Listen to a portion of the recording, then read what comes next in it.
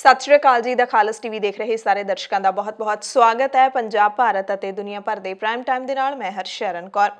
अज के prime time के पहला कल की प्राइम टाइम लोक राय का नतीजा जान लैने। कल की लोक राय सी कि 26 मार्च को किसानों ने अपने संघर्ष की लड़ी के तुहानूं सब नूं मुकम्मल भारत बंद करने का सदा दिता है। सवेरे 6 बजे तो शाम 6 बजे तक 12 घंटे कल नूं भारत बंद रहेगा। कि तुसीं किसानों का सदा कबूलते हो? तो 97% साडे दर्शकों ने हाँ दे विच उत्तर दिता है, यानी कि वो किसानों का सदा कबूल करते हैं, जबकि 3% लोगों ने ना दे विच कमेंट किया है। आज की लोक राय है कि मोदी सरकार ने दिल्ली की केजरीवाल सरकार दीयां ताकतां खत्म करने वाला बिल पास कर दिता है, जिहड़ा हुण कानून बन जाएगा ते हुण दिल्ली का हर मुख मंत्री सिर्फ नां दा मुख मंत्री बन के रह जाएगा। कि तुसीं मोदी सरकार के फैसले नूं 100% गलत मानते हो जां फिर 100% सही मानते हो? जे तुसीं गलत मानते हो तो उत्तर हाँ जां यस दे विच कमेंट करके दिओ। जे तुसीं गलत मानते हो तो उत्तर ना जां नो दे विच कमेंट करके जरूर दिओ। पंजाब, भारत और दुनिया भर के प्राइम टाइम दे विच हुण एक नज़र हैडलाइनस ते जरूर मार लैने। कल नूं किसानां दे वल्लों भारत बंद का सद्दा दिता गया है। एक वड्डा भारत बंद रहेगा पूरे 12 घंटिया का। इस भारत बंद दे विच किसानां दीयां जिहड़ियां मंगां ने 3 खेतीबाड़ी कानून रद्द करो, MSP अते खरीद दे उत्ते कानून बनाओ, किसानां खिलाफ सारे पुलिस केस रद्द किए जाण, बिजली बिल ते प्रदूषण बिल वापस लए जाण, डीजल पेट्रोल ते गैस दीयां कीमतां नूं घटाया जावे। ਅਤੇ इस बंद ਦੇ ਵਿੱਚ 2 किसान लीडरां ਦੇ ਵੱਖੋ ਵੱਖਰੇ ਬਿਆਨ ਵੀ ਆਏ ਨੇ। ਚੰਡੀਗੜ੍ਹ ਦੇ ਵਿੱਚ ਕਿਸਾਨ ਲੀਡਰ ਰੁਲਦੂ ਸਿੰਘ ਨੇ ਪ੍ਰੈਸ ਕਾਨਫਰੰਸ ਕਰਕੇ ਜਿੱਥੇ ਬਹੁਤ ਸਾਰੇ ਜਿਹੜੀਆਂ ਹੋਰ ਜਾਣਕਾਰੀਆਂ ਦਿੱਤੀਆਂ ਭਾਰਤ ਬੰਦ ਨੂੰ ਲੈ ਕੇ ਕਿ ਇਹ ਭਾਰਤ ਬੰਦ ਵਿਲੱਖਣ ਹੈ ਕਿਉਂਕਿ ਇਹਦੇ ਵਿੱਚ ਸਾਰੀਆਂ ਜਥੇਬੰਦੀਆਂ ਸ਼ਾਮਿਲ ਨੇ। ਨਾਲ ਹੀ ਉਹਨਾਂ ਨੇ ਕਿਹਾ ਸੀ ਕਿ ਹੋਲਾ ਮਹੱਲਾ ਤੇ ਜਿਹੜੀ ਜਾਣ ਵਾਲੀ ਸੰਗਤ ਹੈ ਉਹ ਕੱਲ ਨੂੰ ਨਾ ਜਾਵੇ, कल का दिन छड्ड के अज जावे जां फिर परसों नूं जावे। पर हुण डॉक्टर दर्शनपाल ने शाम नूं एक होर बयान दे दिता है। उन्होंने कहा है कि होला महल्ला वाले जिहड़े होला महल्ला जाण वाले श्रद्धालुआं नूं ना रोकिया जावे। ये डॉक्टर दर्शनपाल ने कहा। नाल ही उन्होंने शांतमई इस बंद नूं सफल बनाउण दी अपील की है कि लोग किसी भी तरह की नाजायज़ बहस दे विच भी ना शामिल होण ते पुलिस नाल भी फालतू जिहड़ा है कोई पंगा ना लैण, शांतमई तरीके दे नाल मुकम्मल भारत बंद नूं सफल बनाउण ताकि केंद्र सरकार ते दबाव पाया जा सके। ਅੱਜ एकजुटता मार्च कढ़िया गया।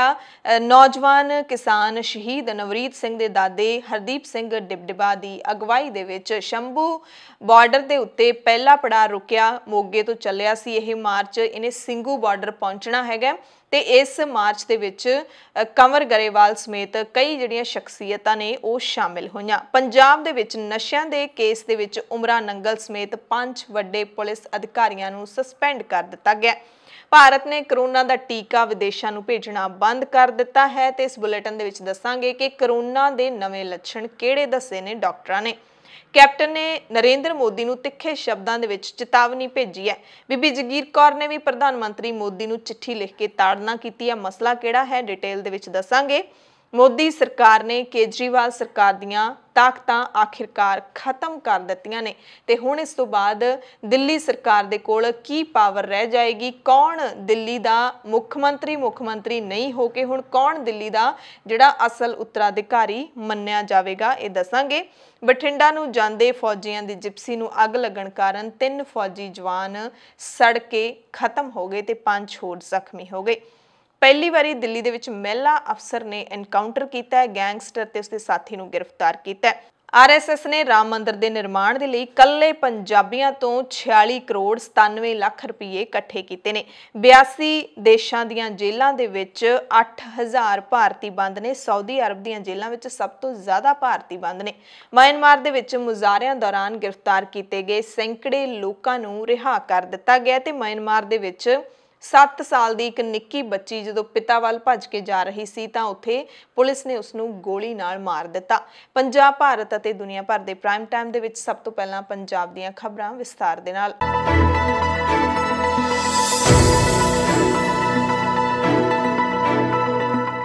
बुलेटिन दे विच सब तो पहली खबर है जिहड़ी वो है मुलजम ते दागी पुलिस अधिकारियों के नाल जुड़ी हुई।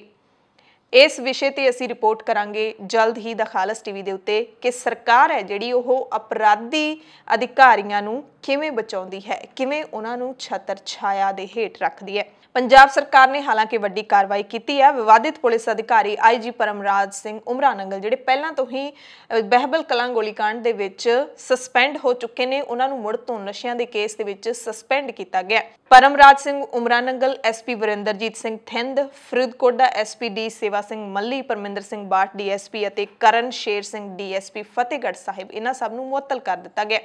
सूबे के DGP दफ्तर के वलों भेजी गई जिहड़ी सिफारिश सी उस दे अधिकार ते गृह विभाग ने इन्हां पुलिस अफसरां दी मुअत्तली दे हुक्म दिते ने। पुलिस रिपोर्ट 'च भी कहा गया कि मुअत्तल कीते पुलिस अधिकारियों की कथित शमूलीयत के तत्थ STF के वलों नशियां की समगलिंग के दोषां 'च गिरफ्तार किए खन्ना जिले के सरपंच गुरदीप सिंह राणो के मामले 'च सामने आई है। STF ने गुरदीप सिंह की तफ्तीश के आधार पर सरकार ते DGP दफ्तर नूं जो रिपोर्ट भेजी सी उस रिपोर्ट दे विच इन्हां पुलिस अफसरां दे गुरदीप नाल नेड़ले संबंधां दा जिक्र किया गया ते नशियां दी समगलिंग करन वाले केस दे विच किसी व्यक्ति दे नाल संबंध रखण दे दोष तहत पंजाब सरकार ने पहली वारी इन्नी वड्डी कार्रवाई की है कि IG SP ते DSP रैंक के पुलिस अफसरां नूं सस्पेंड कर दिता है।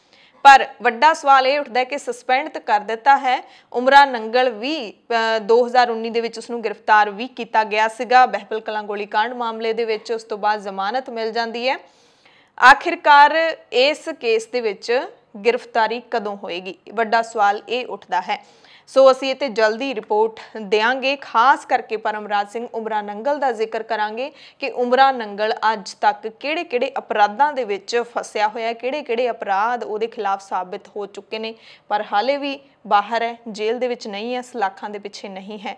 आखिरकार की कारण है, किवें बच जांदे ने, अदालतां दे विचों किवें अजिहे अपराधियां नूं जमानतां मिल जांदियां ने। दूसरी वड्डी खबर है कि एकजुटता मार्च कढ़िया गया है। किसानी संघर्ष का पहला नौजवान शहीद जिहड़ा पुलिस की गोली दे नाल मरिया। शहीद नौजवान नवरीत सिंह के दादे हरदीप सिंह डिबडबा की अगवाई दे विच एकजुटता मार्च कढ़िया गया मोगे तो शंभू बॉर्डर तक। ते इस एकजुटता मार्च दे विच भाई हरदीप सिंह डिबडबा खुद पहुंचे हुए सी, पंजाबी गायक कंवर गरेवाल, भाई मनधीर सिंह, जोगा सिंह चप्पड़ ते जिहड़ा हरियाणे का नौजवान नवदीप सिंह, ये सारे पहुंचे हुए सी, यानी कि सारियां उगियां शख्सियतां पहुंचियां हुई सी, पर कोई वड्डा किसान लीडर इस एकजुटता मार्च दे विच नहीं पहुंचा, जबकि यह किसानां दे हक दे विच कीता गया एकजुटता मार्च है। मोगा तो शुरू होया, मोगा तो मुल्लांपुर, लुधियाना, दुराहा, खन्ना, गोबिंदगढ़, सरहंद, राजपुरा तो हुंदा होया शंभू बॉर्डर ते इसने पहला पड़ाव किया ते इहदे विच शामिल लोग ने जिहड़े उत्थे स्टेज लगी हुई सी ते उत्थे पहुंचे हुए बहुत वड्डी गिणती दे विच इत्थे लोग पहुंचे हुए सी ते उन्हां नूं संबोधन किया। उस तो बाद हरियाणा वाल नूं ये मार्च चला गया, अंबाला, कुरुक्षेत्र, करनाल, पाणीपत, सोनीपत, उस तो बाद एक कुंडली ਸਿੰਘੂ बॉर्डर पहुंच के समाप्त होवेगा। इत्थे पहुंचे जिहड़े बुलारे ने उन्होंने की कुछ कहा है, खास तौर पर जिहड़े नौजवान ने उन्होंने सलाम किया। उन्होंने कहा कि नौजवान नवरीत सिंह किसानी मोर्चे का सरकारी तशद्दद का शिकार होया पहला शहीद है।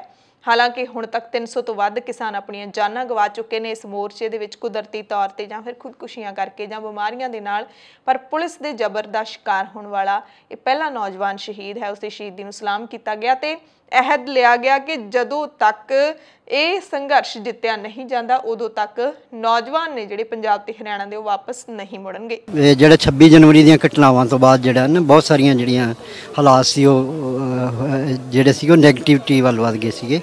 ਨੌਜਵਾਨਾਂ ਦੇ ਬਹੁਤ ਸਾਰੇ ਗਿਲੇ ਸੀ ਲੀਡਰਸ਼ਿਪ ਦੇ ਖਿਲਾਫ ਔਰ ਉਹ ਇਸ ਕਰਕੇ ਨਾਰਾਜ਼ਗੀ ਔਰ ਨਿਰਾਸ਼ਾ ਸੀ ਜਿਹੜੀ। ਮੈਨੂੰ ਲੱਗਦਾ ਕਿ ਅਸੀਂ ਬਹੁਤ ਕੁਝ ਹਾਸਲ ਕਰ ਲਵਾਂਗੇ ਇਸ ਮਾਰਚ ਦੇ ਵਿੱਚ, क्योंकि अजे हले साडा सफ़र मुक्या नहीं, लंबा है, सानू पता है साडियां कोशिशां जिहड़ियां ने असीं ईमानदारी नाल करांगे उन्हूं बूर पएगा, क्योंकि असीं कोई साडा स्वार्थ नहीं हैगा। साडा स्वार्थ सिर्फ इन्ना है कि असीं इस संघर्ष नूं जितना चाहुंदे, क्योंकि इस दे विच बहुत वड्डियां शहादतां होईयां, 300 तो वध शहादतां जानां गईयां ने ते 4 महीने बह के कित्थे तप कीता है लोकां ने जिन्हां हालातां विच हो रहे ने। साडी बहुत वड्डे एफर्ट्स लगे ने, असीं वो माण किवें बचाउणा है, लोकां दे विच साडी जिहड़ी साख बणी है उसनूं किवें बचाउणा है, ये साडीआं जिम्मेवारियां वधियां ने। इसलिए सानू ज़्यादा जी जान नाल इस संघर्ष में लगना पैना। साडे घर चों घटना वापरी हुंदी है ना, और उस तो बाद असीं जानी महाराज दा ओट आसरा लैके चढ़दी कला दा प्रतीक, ये है चढ़दी कला दा प्रतीक। असीं बोलदे हर रोज़ है, सानू कोई आम सुभावक भी जिंदगी च पुछ लैंदा भी किवें आ बाई, असीं कई वारी अंदरों टुट्टे हुए हुंदे पर फिर भी कह दिंदे झूठा मूठा बाई चढ़दी कला च है। पर आ चढ़दी कला है कि पोता गया ਫੁਲਵਾੜੀ ਦਾ ਉਹ ਖੂਬਸੂਰਤ ਫੁੱਲ ਗਿਆ ਛੋਟੀ ਉਮਰੇ ਕਿ ਸਮਾਜ ਦੇ ਜਦੋਂ ਲੈਵਲ ਤੇ ਦੇਖਦੇ ਹਾਂ ਤਾਂ ਲੱਗਦਾ ਹੁੰਦਾ ਕਿ ਗੱਲ ਸਾਨੂੰ ਮਨਜ਼ੂਰ ਨਹੀਂ ਹੈ ਕਿ ਹਜੇ ਨਹੀਂ ਜਾਣਾ ਚਾਹੀਦਾ ਸੀ। ਪਰ ਨਵਰੀਤ ਦੇ ਜਾਣ ਦੇ ਬਾਵਜੂਦ ਵੀ ਕਿਵੇਂ ਅੱਜ ਜਾਣੀ ਇੰਨੀ ਵੱਡੀ ਉਮਰ ਹੋਣ ਦੇ ਬਾਵਜੂਦ ਵੀ ਜਾਣੀ ਇੱਕ ਮੈਨੂੰ ਲੱਗਦਾ ਕਿ ਅਗਵਾਕਾਰ ਇੱਦਾਂ ਦੇ ਹੋਣੇ ਚਾਹੀਦੇ ਸਾਡੇ, ਹੈ ਨਾ। ਅਤੇ ਅੱਜ ਜਿੰਨਾ ਸੋਹਣਾ ਉਹਨਾਂ ਨੇ ਆਪਣੇ ਮਾਈਕ 'ਤੇ ਬੋਲੇ ਆ ਉਹ, ਔਰ ਜਿੰਨੀ ਚੜ੍ਹਦੀ ਕਲਾ 'ਚ ਬੋਲੇ ਆ ਕਿ ਅੱਜ ਵੀ ਕੋਸ਼ਿਸ਼ ਹੈ ਕਿ ਮੈਂ ਇਕੱਲੇ ਨੌਜਵਾਨ 'ਚੋਂ ਨਵਰੀਤ ਨੂੰ ਦੇਖ ਰਿਹਾ ਔਰ ਅਸੀਂ ਮੋਰਚਾ ਫਤਿਹ ਕਰੀਏ। ਇਹਦੇ ਲਈ ਅਸੀਂ ਕੀ ਐਫਰਟ ਕਰ ਸਕਦੇ ਹਾਂ। ਜਿੱਦਾਂ ਅੱਜ ਕਹਿੰਦੇ ਸੀ ਕਿ ਜਦੋਂ ਮੈਂ ਨਵਰੀਤ ਹੋਰਾਂ ਦੀ ਬਾਡੀ ਨੂੰ ਲੈ ਕੇ ਪੰਜਾਬ ਪਹੁੰਚਿਆ ਤਾਂ ਉਹ ਸਫ਼ਰ ਕਹਿੰਦੇ ਬਹੁਤ ਲੰਬਾ ਸੀ, ਪਰ ਉਹ ਸਫ਼ਰ ਦੇ ਵਿੱਚ ਮੈਂ ਆਪਣੇ ਆਪ ਨਾਲ ਲੜਿਆ, ਆਪਣੇ ਆਪ ਨਾਲ ਗੱਲਾਂ ਕੀਤੀਆਂ ਜਿਹੜੀਆਂ। ਤਾਂ ਮੈਨੂੰ ਲੱਗਦਾ ਕਿ ਜਿਹੜੇ ਵੀ ਸੱਜਣ ਪੁਰਸ਼ ਇਹਨਾਂ ਦੇ ਨਾਲ ਇਸ ਮਾਰਚ ਦੇ ਵਿੱਚ ਜਾ ਰਹੇ ਆ, ਮੈਨੂੰ ਲੱਗਦਾ ਕਿ ਦਿੱਲੀ ਤੱਕ ਜਾਂਦਿਆਂ ਜਾਣੀ ਸੁਭਾਅ ਬਦਲਣ ਵਾਲੀ ਗੱਲ ਹੈ, ਜਾਣੀ ਆਪਦੀ ਜ਼ਿੰਦਗੀ ਦਾ ਟਾਰਗੇਟ ਬਦਲਣ ਵਾਲੀ ਗੱਲ ਹੀ ਹੈ ਕਿ ਬਹੁਤ ਕੁਝ ਸਿੱਖਣ ਨੂੰ ਮਿਲੂਗਾ ਕਿ ਜੇ ਇਸ ਤਰ੍ਹਾਂ ਦੇ 70 ਸਾਲਾਂ ਦੇ ਬਜ਼ੁਰਗ ਜਿਨ੍ਹਾਂ ਦਾ ਹਜੇ ਕੁਛ ਦਿਨ ਹੋਏ ਆ ਪੋਤਾ ਗਿਆ ਨੂੰ, ਫਿਰ ਵੀ ਅੱਜ ਰਨ ਦੇ ਵਿੱਚ ਮੈਦਾਨ ਦੇ ਵਿੱਚ ਇੱਦਾਂ ਚੜ੍ਹਦੀ ਕਲਾ ਨਾਲ ਖੜੇ ਆ ਤੇ ਸਾਰਿਆਂ ਨੂੰ ਜੋੜਨ ਦੀਆਂ ਗੱਲਾਂ ਕਰ ਰਹੇ ਆ। 26 ਮਾਰਚ ਨੂੰ ਭਾਰਤ ਪੂਰਾ ਦਿਨ ਬੰਦ ਰਹੇਗਾ, ਪੂਰੇ 12 ਘੰਟੇ ਬੰਦ ਰਹੇਗਾ, ਸਵੇਰੇ 6 ਵਜੇ ਤੋਂ ਸ਼ਾਮ ਨੂੰ 6 ਵਜੇ ਤੱਕ। ਹਾਲਾਂਕਿ ਇਸ ਦੌਰਾਨ ਸੜਕਾਂ ਨੂੰ ਜਾਮ ਨਹੀਂ ਕੀਤਾ ਜਾਏਗਾ। ਇਹ ਕਿਸਾਨ ਲੀਡਰ ਰੁਲਦੂ ਸਿੰਘ ਨੇ ਐਲਾਨ ਕੀਤਾ ਹੈ। ਆਵਾਜਾਈ 'ਚ ਕਿਸੇ ਤਰ੍ਹਾਂ ਦਾ ਵਿਘਨ ਨਹੀਂ ਪਏਗਾ, ਪਰ ਭਾਰਤ ਪੂਰਾ ਬੰਦ ਰਹੇਗਾ। ਸਾਰੇ ਬਾਜ਼ਾਰ, ਦੁਕਾਨਾਂ, ਅਦਾਰੇ ਸਭ ਕੁਝ ਬੰਦ ਰਹੇਗਾ। ਫੈਕਟਰੀਆਂ ਤੇ ਕੰਪਨੀਆਂ ਨੂੰ ਵੀ ਬੰਦ ਨਾ ਕਰਵਾਉਣ ਦਾ ਜਿਹੜਾ ਫੈਸਲਾ ਲਿਆ ਗਿਆ ਹੈ ਕਿਸਾਨਾਂ ਦੇ ਵੱਲੋਂ। ਪੈਟਰੋਲ ਪੰਪ, ਪਰਚੂਨ ਦੀਆਂ ਦੁਕਾਨਾਂ, ਮੈਡੀਕਲ ਸਟੋਰ, ਜਨਰਲ ਸਟੋਰ ਤੇ ਕਿਤਾਬਾਂ ਦੀਆਂ ਦੁਕਾਨਾਂ ਜਿਹੜੀਆਂ ਇਹਨਾਂ ਨੂੰ ਖੋਲ੍ਹਣ ਦੀ ਇਜਾਜ਼ਤ ਕਿਸਾਨਾਂ ਨੇ ਦਿੱਤੀ ਹੈ। ਤੇ 26 ਮਾਰਚ ਨੂੰ ਅੰਦੋਲਨਕਾਰੀ ਕਿਸਾਨਾਂ ਦਾ ਜਿਹੜਾ ਹੈ 120ਵਾਂ ਦਿਨ ਹੈ। 26 ਨਵੰਬਰ ਨੂੰ ਕਿਸਾਨ ਉੱਥੇ ਪਹੁੰਚੇ ਸੀ। ਉਸ ਤੋਂ ਬਾਅਦ ਦਸੰਬਰ ਲੰਘ ਗਿਆ, ਜਨਵਰੀ, ਫਰਵਰੀ ਤੇ ਮਾਰਚ, ਪੂਰੇ 4 ਮਹੀਨੇ ਹੋ ਜਾਣਗੇ। 4 ਮਹੀਨੇ ਪੂਰੇ ਹੋਣ ਤੇ ਕਿਸਾਨਾਂ ਦੇ ਵੱਲੋਂ ਭਾਰਤ ਬੰਦ ਦਾ ਐਲਾਨ ਹੈ ਜਿਹੜਾ ਕੀਤਾ ਗਿਆ ਹੈ। ਤੇ ਨਵੇਂ ਖੇਤੀ ਕਾਨੂੰਨਾਂ ਸਮੇਤ ਸਰਕਾਰ ਦੇ ਪੁਤਲੇ ਵੀ ਕਿਸਾਨਾਂ ਦੇ ਵੱਲੋਂ ਸਾੜੇ ਜਾਣਗੇ। ਇਸ ਤੋਂ ਪਹਿਲਾਂ ਜਿਹੜਾ ਭਾਰਤ ਬੰਦ ਬੁਲਾਇਆ ਗਿਆ ਸੀ ਉਹ ਕੁਝ ਘੰਟਿਆਂ ਦਾ ਸੀਗਾ, ਜਨਜੀਵਨ ਜ਼ਿਆਦਾ ਪ੍ਰਭਾਵਿਤ ਨਹੀਂ ਹੋਇਆ ਸੀ। ਪਰ ਜਿਹੜਾ 12 ਘੰਟਿਆਂ ਦਾ ਬੰਦ ਹੈ ਇਸ ਦੇ ਵਿੱਚ ਜਨਜੀਵਨ ਜ਼ਾਹਿਰ ਤੌਰ ਤੇ ਪ੍ਰਭਾਵਿਤ ਹੋਵੇਗਾ। ਤੇ ਕਿਸਾਨਾਂ ਨੇ ਵੀ, ਕਿਸਾਨ ਲੀਡਰਾਂ ਨੇ ਤੁਹਾਨੂੰ ਸਭ ਨੂੰ ਹੱਥ ਜੋੜ ਕੇ ਅਪੀਲ ਕੀਤੀ ਹੈ ਕਿ ਭਾਰਤ ਬੰਦ ਦੇ ਵਿੱਚ ਆਪੋ ਆਪਣਾ ਸਮਰਥਨ ਜ਼ਰੂਰ ਦਿਓ, ਘਰਾਂ ਤੋਂ ਬਾਹਰ ਨਾ ਨਿਕਲਿਓ, ਜਿਹੜਾ ਭਾਰਤ ਬੰਦ ਹੈ ਉਸ ਨੂੰ ਮੁਕੰਮਲ ਤੌਰ ਤੇ ਸਫਲ ਬਣਾਇਓ। ਕਿਸਾਨ ਮਜ਼ਦੂਰ ਸੰਘਰਸ਼ ਕਮੇਟੀ ਨੇ ਵੀ ਪੂਰੀ ਤਿਆਰੀ ਕਸੀ ਹੋਈ ਹੈ ਭਾਰਤ ਬੰਦ ਦੀ। ਜਥੇਬੰਦੀ ਦੇ ਸਾਰੇ ਵਰਕਰਾਂ ਦੀਆਂ ਜ਼ਿਲ੍ਹਾ ਪੱਧਰ ਤੇ ਡਿਊਟੀਆਂ ਲਾ ਦਿੱਤੀਆਂ ਗਈਆਂ ਨੇ। ਸੂਬਾ ਜਨਰਲ ਸਕੱਤਰ ਸਰਵਣ ਸਿੰਘ ਪੰਧੇਰ ਨੇ ਕਿਹਾ ਕਿ 11 ਜ਼ਿਲ੍ਹਿਆਂ ਦੇ ਵਿੱਚ 151 ਥਾਵਾਂ ਤੇ ਭਾਰਤ ਬੰਦ ਨੂੰ ਸਫਲ ਬਣਾਇਆ ਜਾਵੇਗਾ। 26 ਥਾਵਾਂ ਤੇ ਰੇਲ ਮਾਰਗ ਜਾਮ ਕੀਤੇ ਜਾਣਗੇ, ਸੜਕਾਂ ਜਾਮ ਕੀਤੀਆਂ ਜਾਣਗੀਆਂ। ਭਾਰਤ ਬੰਦ ਵਿੱਚ ਸਹਿਯੋਗ ਦੇਣ ਦੇ ਲਈ ਲੱਖਾਂ ਲੋਕਾਂ ਦੀ ਸ਼ਮੂਲੀਅਤ ਕਰਵਾਈ ਜਾਵੇਗੀ। ਪੰਧੇਰ ਨੇ ਦੁਕਾਨਦਾਰਾਂ, ਕਿਸਾਨਾਂ, ਮਜ਼ਦੂਰਾਂ, ਰੇਹੜੀ ਵਾਲਿਆਂ ਨੂੰ, ਸਾਰੇ ਕਾਰੋਬਾਰੀਆਂ, ਟਰਾਂਸਪੋਰਟਰਾਂ ਨੂੰ ਇਸ ਭਾਰਤ ਬੰਦ ਵਿੱਚ ਸ਼ਾਮਿਲ ਹੋਣ ਦੀ ਅਪੀਲ ਕੀਤੀ। ਤੇ ਨਾਲ ਹੀ ਇਸ ਜਥੇਬੰਦੀ ਦੇ ਵੱਲੋਂ ਪੰਧੇਰ ਦੀ ਅਗਵਾਈ ਦੇ ਵਿੱਚ ਅੰਮ੍ਰਿਤਸਰ ਦੇ ਬਾਜ਼ਾਰਾਂ ਦੇ ਵਿੱਚ ਮਾਰਚ ਵੀ ਕੱਢਿਆ ਗਿਆ ਤੇ ਲੋਕਾਂ ਨੂੰ ਅਪੀਲ ਕੀਤੀ ਗਈ ਕਿ ਭਾਰਤ ਬੰਦ ਦੇ ਵਿੱਚ ਸਾਥ ਜ਼ਰੂਰ ਦਿਓ। 11 ਜ਼ਿਲ੍ਹਿਆਂ ਦੇ ਵਿੱਚ 151 ਥਾਵਾਂ ਤੇ ਆਪਾਂ ਜਿਹੜੇ ਆ ਵੱਡੇ ਬੰਦ ਸਫਲ ਬਣਾਵਾਂਗੇ। ਉਹਦੇ ਵਿੱਚੋਂ 26 ਥਾਵਾਂ ਤੇ ਰੇਲ ਜਾਮ ਹੋਊਗੀ ਤੇ ਬਾਕੀ ਸੜਕਾਂ ਜਿਹੜੀਆਂ ਆਪਾਂ ਜਾਮ ਕਰਾਂਗੇ ਤੇ ਇਹ ਦਿਨੋਂ ਵੱਧ ਸਕਦੇ ਆ। ਤੇ ਇਹਦੇ ਵਿੱਚ ਲੱਖਾਂ ਲੋਕਾਂ ਦੀ ਸ਼ਮੂਲੀਅਤ ਜਿਹੜੀ ਕਰਾਈ ਜਾਊਗੀ। ਮੈਂ ਦੁਕਾਨਦਾਰਾਂ, ਕਿਸਾਨਾਂ, ਮਜ਼ਦੂਰਾਂ, ਰੇਹੜੀ ਫੜੀ ਵਾਲਿਆਂ, ਸਾਰੇ ਕਾਰੋਬਾਰੀਆਂ ਨੂੰ, ਟਰਾਂਸਪੋਰਟਰਾਂ ਨੂੰ, ਸਾਰਿਆਂ ਨੂੰ ਬੇਨਤੀ ਕਰਦਾ ਵੀ ਉਹ ਇਹ ਸਾਡੇ ਸਾਰੇ ਪ੍ਰੋਗਰਾਮ ਦੇ ਵਿੱਚ ਸਹਿਯੋਗ ਕਰਨ। ਬਕਾਇਦਾ ਉਹਨਾਂ ਦੀਆਂ ਜਥੇਬੰਦੀਆਂ ਹਿੱਸਾ ਲੈ ਰਹੀਆਂ ਵਾ ਤਾਂ ਜੋ ਇਹ ਮੋਦੀ ਸਰਕਾਰ ਦੀਆਂ ਇੱਕ ਵਾਰੀ ਜੜ੍ਹਾਂ ਹਿਲਾਉਣ ਵਾਲਾ ਅਸੀਂ ਜਿਹੜਾ ਭਾਰਤ ਬੰਦ ਕਰੀਏ। ਇਹਦੇ ਵਿੱਚ ਦੇਸ਼ ਪੱਧਰ 'ਤੇ ਕਰੋੜਾਂ ਲੋਕਾਂ ਦੀ ਸ਼ਮੂਲੀਅਤ ਹੋਣੀ ਚਾਹੀਦੀ ਆ। ਜਿਹੜੀ ਮੋਦੀ ਸਰਕਾਰ ਨੇ FCI ਨੂੰ ਖਤਮ ਕਰਨ ਦਾ ਫੈਸਲਾ ਕਰ ਲਿਆ।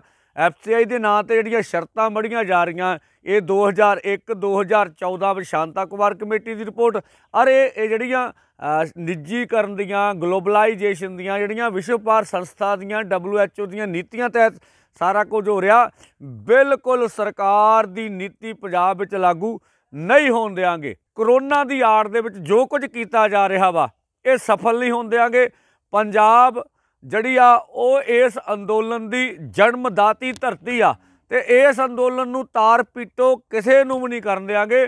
ਇਸ ਕਰਕੇ ਆਉਣ ਵਾਲੇ ਦਿਨਾਂ 'ਚ ਹੋਰ ਅੰਦੋਲਨ ਤੇਜ਼ ਹੋਊਗਾ ਤੇ ਭਾਰਤ ਬੰਦ ਨੂੰ ਪੂਰੀ ਤਰ੍ਹਾਂ ਸਫਲ ਕਰਕੇ ਜਦੋਂ ਤੱਕ ਮੋਦੀ ਸਰਕਾਰ ਇਹ ਖੇਤੀ ਦੇ 3 ਕਾਨੂੰਨ ਵਾਪਸ ਨਹੀਂ ਲੈਂਦੀ ਤੇ ਤੋਂ ਸਾਰੀਆਂ ਫਸਲਾਂ ਦੀ MSP ਦਾ ਕਾਨੂੰਨ ਨਹੀਂ ਲਿਆਉਂਦੀ, ਬਿਜਲੀ ਸੋਧ ਬਿੱਲ ਰੱਦ ਨਹੀਂ ਕਰਦੀ, ਪੋਲੂਸ਼ਨ ਵਾਲਾ ਰੱਦ ਨਹੀਂ ਕਰਦੀ, ਇਹ ਤੋਂ ਸਾਰੇ ਜਿਹੜੇ ਪਰਚੇ ਕੀਤੇ ਆ ਉਹ ਰੱਦ ਨਹੀਂ ਕਰਦੀ। ਅੰਦੋਲਨ ਤੇਜ਼ ਤੋਂ ਤੇਜ਼ ਕਰਾਂਗੇ। ਕੱਲ੍ਹ ਵਾਲਾ ਅੰਦੋਲਨ ਲਾ ਮਿਸਾਲ ਅੰਦੋਲਨ ਹੋਊਗਾ। ਚੰਡੀਗੜ੍ਹ ਦੇ ਵਿੱਚ ਕਿਸਾਨ ਭਵਨ ਦੇ ਵਿੱਚ ਕਿਸਾਨ ਲੀਡਰ ਰੁਲਦੂ ਸਿੰਘ ਮਾਨਸਾ ਨੇ ਪ੍ਰੈਸ ਕਾਨਫਰੰਸ ਕੀਤੀ ਤੇ ਦਾਅਵਾ ਕੀਤਾ ਕਿ ਭਾਰਤ ਬੰਦ ਨੂੰ ਸਾਰੇ ਦੇਸ਼ ਦੇ ਵਿੱਚੋਂ ਹਮਾਇਤ ਮਿਲ ਰਹੀ ਹੈ।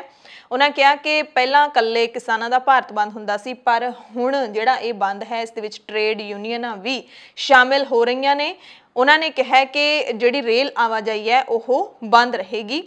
ਪਹਿਲਾਂ ਨਾਲੋਂ ਵੱਖਰਾ ਭਾਰਤ ਬੰਦ ਇਸ ਕਰਕੇ ਹੋਏਗਾ ਕਿਉਂਕਿ ਸਾਰੀਆਂ ਜਥੇਬੰਦੀਆਂ ਇਸ ਦੇ ਵਿੱਚ ਸ਼ਾਮਲ ਨੇ। ਰੁਲਦੂ ਸਿੰਘ ਨੇ ਦਾਅਵਾ ਕੀਤਾ ਹੈ ਕਿ ਜਿਵੇਂ ਖਟਕੜ ਕਲਾਂ ਦੀ ਰੈਲੀ ਨੂੰ ਬਹੁਤ ਹੀ ਵੱਡਾ ਸਮਰਥਨ ਮਿਲਿਆ, ਉਵੇਂ ਭਾਰਤ ਬੰਦ ਨੂੰ ਵੀ ਲੋਕਾਂ ਦਾ ਪੂਰਾ ਸਮਰਥਨ ਮਿਲੇਗਾ। ਪਹਿਲਾਂ ਅਸੀਂ ਇਕੱਲੇ ਕਿਸਾਨ ਜਥੇਬੰਦੀਆਂ ਵੱਲੋਂ ਪ੍ਰੋਗਰਾਮ ਦੇ ਦਿੰਦੇ ਵੀ ਭਾਰਤ ਬੰਦ ਹੈ, ਵੀ ਬਾਹਲਾ ਸੰਜੋਗੀ ਜਿਹੋ ਟ੍ਰੇਡ ਜਥੇਬੰਦੀਆਂ ਦਾ ਉਹਨਾਂ ਨਾਲ ਕਦੇ ਮੀਟਿੰਗਾਂ ਮੂਟਿੰਗਾਂ ਨਹੀਂ ਬਾਹਲੀਆਂ ਹੋਈਆਂ ਤੀਆਂ। ਉਹ ਬੰਦ ਹੁੰਦਾ ਵੀ ਉਹਨੂੰ ਮੈਂ ਕੀ ਕਹਾਂ ਵੀ ਥੋੜ੍ਹਾ ਜਿਹਾ ਜ਼ਬਰੀ ਬੰਦ ਕਰਾਉਣਾ। ਕੱਲ੍ਹ ਨੂੰ ਜਿਹੜਾ ਬੰਦ ਹੋਣਾ ਸਹਿਮਤੀ ਨਾਲ ਬੰਦ ਹੋਣਾ ਹੈ ਕਿ ਸਰਕਾਰ ਨੇ ਬਿਮਾਰੀ ਲਿਆਂਦੀ ਆ ਪਿਛਲੇ ਸਾਲ ਦੀ। ਮੇਰਾ ਅੰਦਾਜ਼ਾ ਉਦੋਂ ਦਾ ਹੈ ਵੀ ਇਹ ਬਿਮਾਰੀ ਨਹੀਂ, ਕਿਉਂ ਜਿੱਦਾਂ ਦੀ ਦੁਨੀਆ ਪੈਦਾ ਹੋਈ ਆ ਮੇਰੀ ਸਮਝ ਮੁਤਾਬਕ 2 ਮਦਵਾੜੇ ਆਏ ਨੇ ਪਹਿਲਾਂ, ਤੇ 2 ਮਦਵਾੜਿਆਂ 'ਚ ਸੰਸਾਰ ਜੰਗ ਲੱਗੀ ਹੈ। ਦੁਨੀਆ ਦੇ ਪੂੰਜੀਵਾਦ ਨੇ, ਸਾਮਰਾਜਵਾਦ ਨੇ, ਸੱਤਾ ਲੋਕਾਂ ਨੇ ਉਹਨਾਂ ਨੂੰ ਇਹ ਕਹਿਤਾ ਵੀ ਇੱਕ ਇਹੋ ਜਿਹਾ ਵਹਿਮ ਫੈਲਾ ਦਿਓ ਲੋਕਾਂ ਦੇ ਵਿੱਚ ਵੀ ਬਿਮਾਰੀ ਆ ਗਈ। ਦੇਖੋ ਮੇਰੇ ਨਾਲੋਂ ਵੱਧ ਪੜ੍ਹੇ ਲਿਖੇ ਬੈਠੇ ਹੋ ਪ੍ਰੈਸ ਵਾਲਿਓ, ਜ਼ੁਕਾਮ ਸਾਨੂੰ ਕਿੱਦੇ ਨਹੀਂ ਹੋਇਆ, ਖੰਘ ਸਾਨੂੰ ਕਿੱਦੇ ਨਹੀਂ ਹੋਈ, ਆਪਾਂ ਇੰਨੇ ਬੈਠੇ। ਮੈਂ ਕਹਿੰਦਾ ਹੁਣੀ ਸੱਦ ਲਓ, ਆਪਣੇ ਵੀ ਟੈਸਟ ਕਰਾ ਲਓ, ਤੀਜੇ ਸਿੱਧੇ ਹੁਣ ਨਿਕਲ ਆਉਣਗੇ। ਤੇ ਫਿਰ ਮੋਦੀ ਸਾਹਿਬ ਨੇ ਤਾੜੀਆਂ ਵਜਾਤੀਆਂ ਤੇ ਥਾਲੀਆਂ ਖੜਕਾਤੀਆਂ, ਕੋਈ ਉਦੋਂ ਦਵਾਈ ਦਾ ਇੰਤਜ਼ਾਮ ਨਹੀਂ ਹੋਇਆ, ਫਿਰ ਕਰੋਨਾ ਭੱਗ ਗਿਆ ਜੀ। ਮੈਨੂੰ ਤਾਂ ਇਹ ਲੱਗਦਾ ਵੀ ਕਰੋਨਾ ਨੂੰ ਛੁੱਟੀ ਕੱਟ ਕੇ ਆ ਗਿਆ, ਲੱਗਦਾ ਵੀ ਦੁਬਾਰੇ ਆ ਗਿਆ ਮੇਰੇ ਹਿਸਾਬ ਮੁਤਾਬਕ। ਕੈਪਟਨ ਨੂੰ ਮੈਂ ਪੁੱਛਦਾ ਵੀ ਭਾਈ ਸਕੂਲ ਤਾਂ ਬੰਦ ਕਰਤੇ, ਠੇਕੇ ਨਹੀਂ ਬੰਦ ਕਰੇ। ਐਸਜੀਪੀਸੀ ਨੇ ਵੀ ਕਿਸਾਨਾਂ ਦੇ ਭਾਰਤ ਬੰਦ ਦੇ ਸੱਦੇ ਦਾ ਸਮਰਥਨ ਕੀਤਾ ਹੈ। ਐਸਜੀਪੀਸੀ ਪ੍ਰਧਾਨ ਬੀਬੀ ਜਗੀਰ ਕੌਰ ਨੇ ਕਿਹਾ ਕਿ ਕਾਲੇ ਕਾਨੂੰਨਾਂ ਵਿਰੁੱਧ ਸੰਘਰਸ਼ ਕਰ ਰਹੇ ਕਿਸਾਨਾਂ ਵੱਲੋਂ ਭਾਰਤ ਬੰਦ ਦੇ ਸੱਦੇ ਦੀ ਕਮੇਟੀ ਹਮਾਇਤ ਕਰਦੀ ਹੈ ਤੇ ਮੁੱਖ ਦਫ਼ਤਰ ਸਮੇਤ ਸਾਰੇ ਜਿਹੜੇ ਐਸਜੀਪੀਸੀ ਦੇ ਅਦਾਰੇ ਨੇ ਉਹ ਬੰਦ ਰੱਖੇ ਜਾਣਗੇ, ਦਫ਼ਤਰ ਬੰਦ ਰੱਖੇ ਜਾਣਗੇ। ਇਸ ਦੇ ਨਾਲ ਹੀ ਜਿਹੜਾ ਸ਼੍ਰੀ ਗੁਰੂ ਤੇਗ ਬਹਾਦਰ ਸਾਹਿਬ ਦੇ 400 ਸਾਲਾ ਪ੍ਰਕਾਸ਼ ਦਿਹਾੜੇ ਸੰਬੰਧੀ ਗੁਰੂ ਕੀ ਨਗਰੀ ਅੰਮ੍ਰਿਤਸਰ ਤੋਂ ਦਿੱਲੀ ਤੇ ਦਿੱਲੀ ਤੋਂ ਅਨੰਦਪੁਰ ਸਾਹਿਬ ਤੱਕ ਨਗਰ ਕੀਰਤਨ ਜਿਹੜਾ ਚੱਲ ਰਿਹਾ ਹੈ ਉਹ ਵੀ ਕੱਲ ਨੂੰ ਵਿਸ਼ਰਾਮ ਕਰੇਗਾ। ਕੱਲ ਨੂੰ ਨਗਰ ਕੀਰਤਨ ਵੀ ਨਹੀਂ ਚੱਲੇਗਾ ਤੇ ਉਸ ਤੋਂ ਬਾਅਦ ਫਿਰ 27 ਮਾਰਚ ਨੂੰ ਨਗਰ ਕੀਰਤਨ ਹੈ ਜਿਹੜਾ ਉਹ ਕੰਟੀਨਿਊ ਕਰੇਗਾ। ਕਿਸਾਨ ਲੀਡਰ ਡਾਕਟਰ ਦਰਸ਼ਨਪਾਲ ਨੇ ਦੱਸਿਆ ਕਿ ਹਰ ਸੂਬੇ ਦੀਆਂ ਮੁੱਖ ਟ੍ਰੇਡ ਯੂਨੀਅਨਾਂ ਅਤੇ ਸਥਾਨਕ ਜਥੇਬੰਦੀਆਂ ਨੇ ਵੀ ਬੰਦ ਦਾ ਸਮਰਥਨ ਕੀਤਾ ਹੈ। ਦੇਸ਼ ਦੀਆਂ ਵੱਡੀਆਂ 10 ਟ੍ਰੇਡ ਯੂਨੀਅਨਾਂ ਤੇ ਹੋਰ ਵੱਡੀਆਂ ਐਸੋਸੀਏਸ਼ਨਾਂ, ਬੈਂਕ, ਡਾਕਟਰਾਂ, ਵਕੀਲਾਂ, ਤਕਨੀਕੀ ਖੇਤਰ ਦੇ ਲੋਕ, ਮਜ਼ਦੂਰ, ਕਾਰੋਬਾਰੀ ਸੰਸਥਾਵਾਂ, ਸਰਕਾਰੀ ਤੇ ਗੈਰ ਸਰਕਾਰੀ ਅਦਾਰਿਆਂ ਦੀਆਂ ਯੂਨੀਅਨਾਂ, ਵਿਦਿਆਰਥੀ ਤੇ ਮਹਿਲਾ ਜਥੇਬੰਦੀਆਂ ਦੇ ਵੀ ਸਮਰਥਨ ਦੇ ਵਿੱਚ ਬਿਆਨ ਆ ਚੁੱਕੇ ਨੇ। ਇਸ ਦੇ ਨਾਲ ਹੀ Indian federation of trade union ਨੇ ਵੀ ਬੰਦ ਦਾ ਜਿਹੜਾ ਸਮਰਥਨ ਕੀਤਾ ਹੈ। ਕੁਲਵਿੰਦਰ ਸਿੰਘ ਵੜੈਚ ਜਿਹੜੇ ਕਿ ਪੰਜਾਬ ਸੂਬਾ ਪ੍ਰਧਾਨ ਹੈਗੇ ਨੇ, ਉਹਨਾਂ ਨੇ ਕਿਹਾ ਕਿ ਭੱਠਾ ਵਰਕਰਸ ਯੂਨੀਅਨ, ਰੇੜੀ ਵਰਕਰਸ ਯੂਨੀਅਨ, ਪ੍ਰਵਾਸੀ ਮਜ਼ਦੂਰ ਯੂਨੀਅਨ, ਉਸਾਰੀ ਮਿਸਤਰੀ ਮਜ਼ਦੂਰ ਯੂਨੀਅਨ ਵੀ ਇਸ ਬੰਦ ਦੇ ਵਿੱਚ ਸ਼ਾਮਿਲ ਹੋਣਗੀਆਂ। ਕਿਸਾਨਾਂ ਦਾ ਦਾਅਵਾ ਹੈ ਕਿ 26 ਮਾਰਚ ਦਾ ਭਾਰਤ ਬੰਦ ਮੋਦੀ ਸਰਕਾਰ ਦੀਆਂ ਜੜ੍ਹਾਂ ਹਿਲਾ ਕੇ ਰੱਖ ਦੇਵੇਗਾ, ਪਰ ਇਹ 26 ਮਾਰਚ ਤੋਂ ਬਾਅਦ ਹੀ ਪਤਾ ਲੱਗੇਗਾ ਕਿ ਮੋਦੀ ਸਰਕਾਰ ਦੇ ਕੰਨਾਂ ਤੇ ਜੂੰ ਸਰਕਦੀ ਹੈ ਜਾਂ ਫਿਰ ਨਹੀਂ। ਏਟਕ ਜਥੇਬੰਦੀ ਨੇ ਵੀ ਭਾਰਤ ਬੰਦ ਦੇ ਸੱਦੇ ਦਾ ਸਮਰਥਨ ਕੀਤਾ ਹੈ। ਇਸ ਮੌਕੇ ਰੁਲਦੂ ਸਿੰਘ ਜਿਹੜੇ ਕਿ ਚੰਡੀਗੜ੍ਹ ਪਹੁੰਚੇ ਹੋਏ ਸੀ, ਉਹਨਾਂ ਨੇ ਕਰੋਨਾ ਤੇ ਵੀ ਆਪਣਾ ਬਿਆਨ ਦਿੱਤਾ। ਰੁਲਦੂ ਸਿੰਘ ਨੇ ਕਿਹਾ ਕਿ ਕਰੋਨਾ ਨੂੰ ਸਰਕਾਰਾਂ ਨੇ ਹਥਿਆਰ ਬਣਾ ਰੱਖਿਆ, ਹਥਿਆਰ ਬਣਾ ਕੇ ਉਹ ਵਰਤ ਰਹੀਆਂ ਨੇ।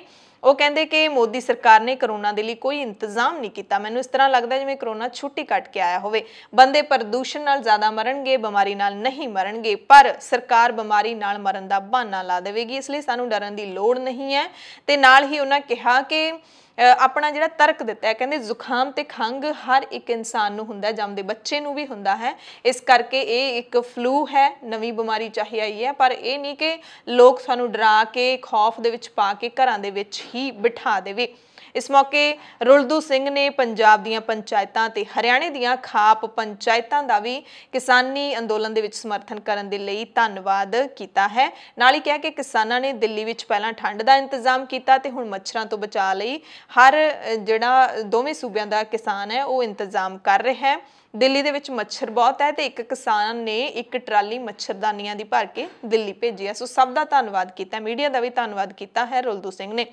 ਦੀਪ ਸਿੱਧੂ ਤੇ ਲੱਖਾ ਸਿਧਾਣਾ ਬਾਰੇ ਵੀ ਸਵਾਲ ਪੁੱਛਿਆ ਗਿਆ। ਰੁਲਦੂ ਸਿੰਘ ਨੇ ਕਿਹਾ ਕਿ ਸਾਡਾ ਇਹਨਾਂ ਨਾਲ ਕੋਈ ਲਿੰਕ ਨਹੀਂ ਹੈ, ਮੈਂ ਇਹਨਾਂ ਬਾਰੇ ਕੁਝ ਨਹੀਂ ਕਹਿਣਾ ਚਾਹੁੰਦਾ, ਪੁਲਿਸ ਉਹਨਾਂ ਨੂੰ ਛੱਡੇ ਜਾਂ ਫਿਰ ਨਾ ਛੱਡੇ, ਇਹ ਸਰਕਾਰ ਦੀ ਮਰਜ਼ੀ ਹੈ। ਫਿਰ ਸਵਾਲ ਪੁੱਛਿਆ ਗਿਆ ਕਿ ਕੀ ਲੱਖਾ ਸਿਧਾਣਾ ਜਿਹੜਾ ਉਹ ਕਿਸਾਨ ਲੀਡਰਾਂ ਦੀ ਸਟੇਜ ਤੋਂ ਬੋਲੇਗਾ, ਤਾਂ ਰੁਲਦੂ ਸਿੰਘ ਨੇ ਕਿਹਾ ਕਿ ਉਹ ਕਿਸਾਨ ਲੀਡਰਾਂ ਦੀ ਸਟੇਜ ਤੋਂ ਬੋਲੇਗਾ। ਕਿਸਾਨ ਜਥੇਬੰਦੀਆਂ ਨੇ ਬੈਠਕ ਦੇ ਵਿੱਚ ਫੈਸਲਾ ਲਿਆ ਕਿ ਲੱਖਾ ਸਿਧਾਣਾ ਸਿੰਘੂ ਬਾਰਡਰ ਤੇ ਕਿਸਾਨ ਮੋਰਚੇ ਦੀ ਸਟੇਜ ਤੋਂ ਬੋਲੇਗਾ, ਪਰ 32 ਕਿਸਾਨ ਜਥੇਬੰਦੀਆਂ ਦਾ ਹਿੱਸਾ ਨਹੀਂ ਹੋਵੇਗਾ। ਉਹਨਾਂ ਕਿਹਾ ਕਿ ਉਸ ਨੂੰ ਕੋਈ ਵੀ ਫੜ ਨਹੀਂ ਸਕਦਾ, ਪਰ ਦੀਪ ਸਿੱਧੂ ਨਾਲ ਨਾ ਸਾਡਾ ਕੋਈ ਸੰਬੰਧ ਹੈ, ਨਾ ਹੀ ਲੱਖੇ ਦਾ ਕੋਈ ਸੰਬੰਧ ਹੈ, ਇਹ ਕਿਹਾ ਹੈ ਰੁਲਦੂ ਸਿੰਘ ਨੇ। ਦੀਪ ਨਾਲ ਲੱਖੇ ਸਿਧਾਣੇ ਦਾ ਕੋਈ ਸਿਧਾਂਤ ਨਹੀਂ ਰਲਦਾ, ਕੋਈ ਰਾਏ ਨਹੀਂ ਰਲਦੀ। ਉਹ ਥੋੜਾ ਜਿਹਾ ਇਕੱਠੇ ਹੋ ਗਏ ਜਿਵੇਂ ਵੀ ਯਾਰ ਇਹ ਬੁੜਿਆਂ ਜਿਹਾ ਤੋਂ ਤੋਲਣ ਨਹੀਂ ਚੱਲਦਾ, ਸਾਰੇ ਰਲ ਗਏ।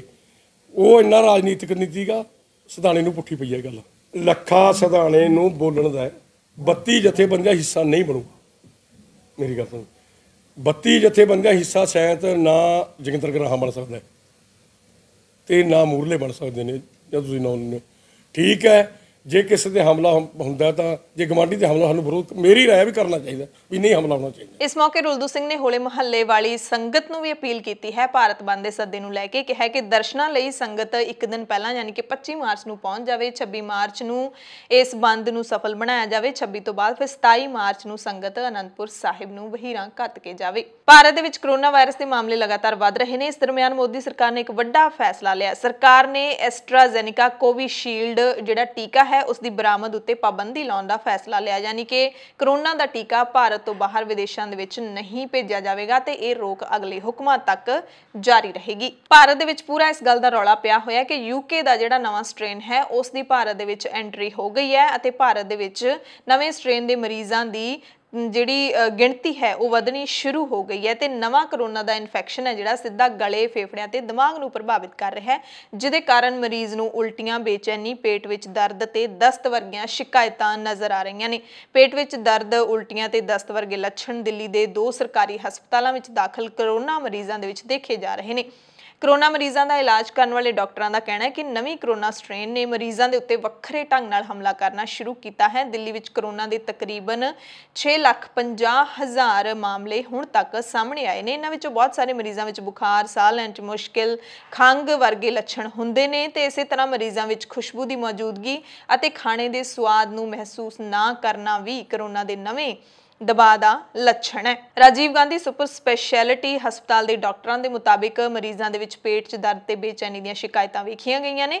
ਇਹਨਾਂ ਵਿੱਚੋਂ ਬਹੁਤ ਸਾਰੇ ਮਰੀਜ਼ਾਂ ਦੀ ਹਾਲਤ ਗੰਭੀਰ ਬਣੀ ਹੋਈ ਹੈ ਤੇ ਬਿਮਾਰੀ ਹੈ ਜਿਹੜੀ ਉਹ ਡਾਕਟਰਾਂ ਦੇ ਮੁਤਾਬਿਕ ਕੰਟਰੋਲ ਦੇ ਵਿੱਚ ਕੀਤੀ ਜਾ ਸਕਦੀ ਹੈ। ਰੋਹਤਕ ਦੇ ਮਹਿਮ ਦੇ ਵਿੱਚ ਹੋਈ ਕਿਸਾਨ ਪੰਚਾਇਤ ਦੇ ਵਿੱਚ ਭਾਰਤੀ ਕਿਸਾਨ ਯੂਨੀਅਨ ਦੇ ਕੌਮੀ ਬੁਲਾਰੇ ਰਾਕੇਸ਼ ਟਿਕੈਤ ਨੇ ਸਰਕਾਰ ਤੇ ਤਿੱਖਾ ਹਮਲਾ ਬੋਲਦਿਆਂ ਕਿਹਾ ਕਿ ਸਰਕਾਰ ਕਿਸਾਨਾਂ ਨੂੰ ਮਜ਼ਦੂਰ ਬਣਾਉਣ ਦੀ ਸਾਜ਼ਿਸ਼ ਰਚ ਰਹੀ ਹੈ।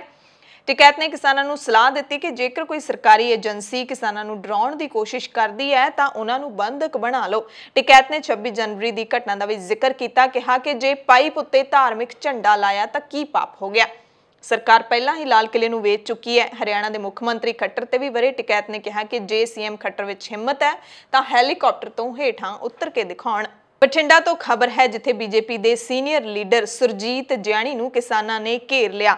ਅੱਗੇ ਜਿਆਣੀ ਤੇ ਪਿੱਛੇ ਕਿਸਾਨ। ਇਸ ਤਰ੍ਹਾਂ ਦੇ ਜਿਹੜੇ ਦ੍ਰਿਸ਼ ਨੇ ਉਹ ਬਠਿੰਡਾ ਦੇ ਵਿੱਚ ਦੇਖਣ ਨੂੰ ਮਿਲੇ, ਜਿੱਥੇ ਵਿਰੋਧ ਕਰਨ ਵਾਲੇ ਕਿਸਾਨਾਂ ਦੇ ਨਾਲ ਸੁਰਜੀਤ ਜਿਆਣੀ ਦੀ ਲੁਕਣ ਮੀਟੀ ਚੱਲਦੀ ਰਹੀ। ਜਿਆਣੀ ਦੀ ਮੁਖਾਲਫਤ ਦੇ ਲਈ ਇਕੱਠੇ ਹੋਏ ਕਿਸਾਨਾਂ ਦੇ ਕਾਰਨ ਜਿਆਣੀ ਦੀ ਪ੍ਰੈਸ ਕਾਨਫਰੰਸ ਦੀ ਥਾਂ ਨੂੰ 2 ਵਾਰੀ ਬਦਲਣਾ ਪਿਆ। ਪਹਿਲਾਂ ਜਿਆਣੀ ਦੀ ਬਾਅਦ ਦੁਪਹਿਰ 1 ਵਜੇ ਸਰਕਟ ਹਾਊਸ ਦੇ ਵਿੱਚ ਪ੍ਰੈਸ ਕਾਨਫਰੰਸ ਸੀ।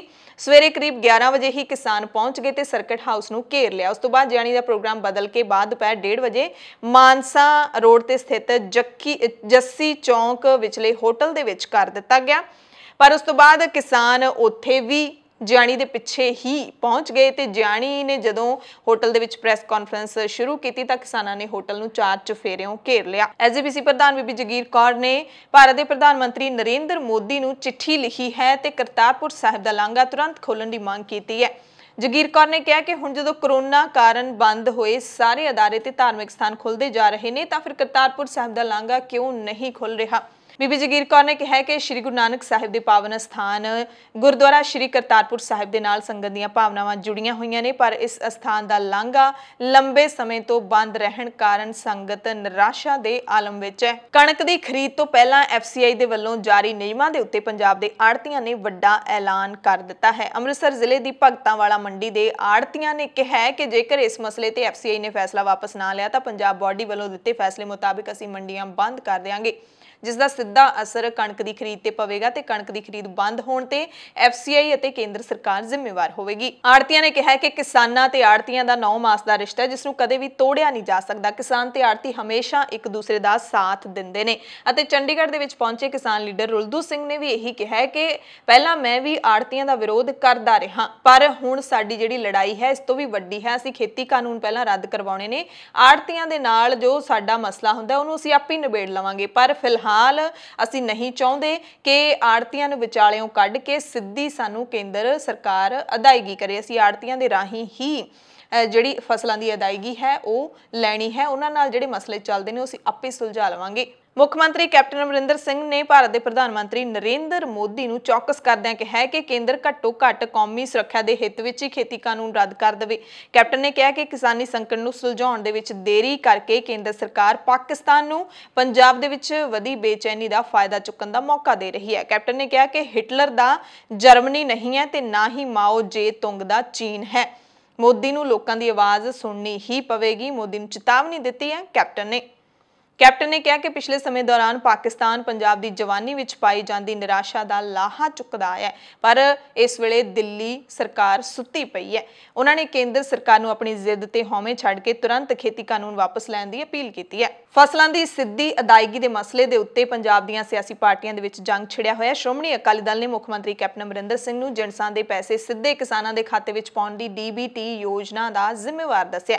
ਅਕਾਲੀ ਦਲ ਨੇ ਕੈਪਟਨ ਤੋਂ ਪੁੱਛਿਆ ਕਿ ਉਹ ਅਗਲੇ ਸਾਲ ਤੋਂ ਸਕੀਮ ਲਾਗੂ ਕਰਨ ਦੀ ਸਹਿਮਤੀ ਕਿਉਂ ਦੇ ਰਹੇ ਨੇ, ਜਦੋਂ ਕਿ ਕਿਸਾਨ ਤਾਂ ਇਸ ਦਾ ਵਿਰੋਧ ਕਰ ਰਹੇ ਨੇ। ਅਕਾਲੀ ਦਲ ਨੇ ਕੇਂਦਰ ਸਰਕਾਰ ਨੂੰ ਵੀ DBT ਸਕੀਮ ਬਾਰੇ ਆਪਣੇ ਫੈਸਲੇ ਤੇ ਮੁੜ ਵਿਚਾਰ ਕਰਨ ਲਈ ਆਖਿਆ ਤੇ ਕਿਹਾ ਕਿ ਇਸ ਮਾਮਲੇ ਵਿੱਚ ਇੱਕ ਪਾਸੜ ਫੈਸਲਾ ਸੂਬਿਆਂ ਦੇ ਹੱਕਾਂ ਤੇ ਸਿੱਧਾ ਡਾਕਾ ਹੋਏਗਾ ਤੇ ਇਸ ਨਾਲ ਦੇਸ਼ ਦੇ ਵਿੱਚ ਸੰਘੀ ਢਾਂਚਾ ਹੋਰ ਕਮਜ਼ੋਰ ਹੋਏਗਾ।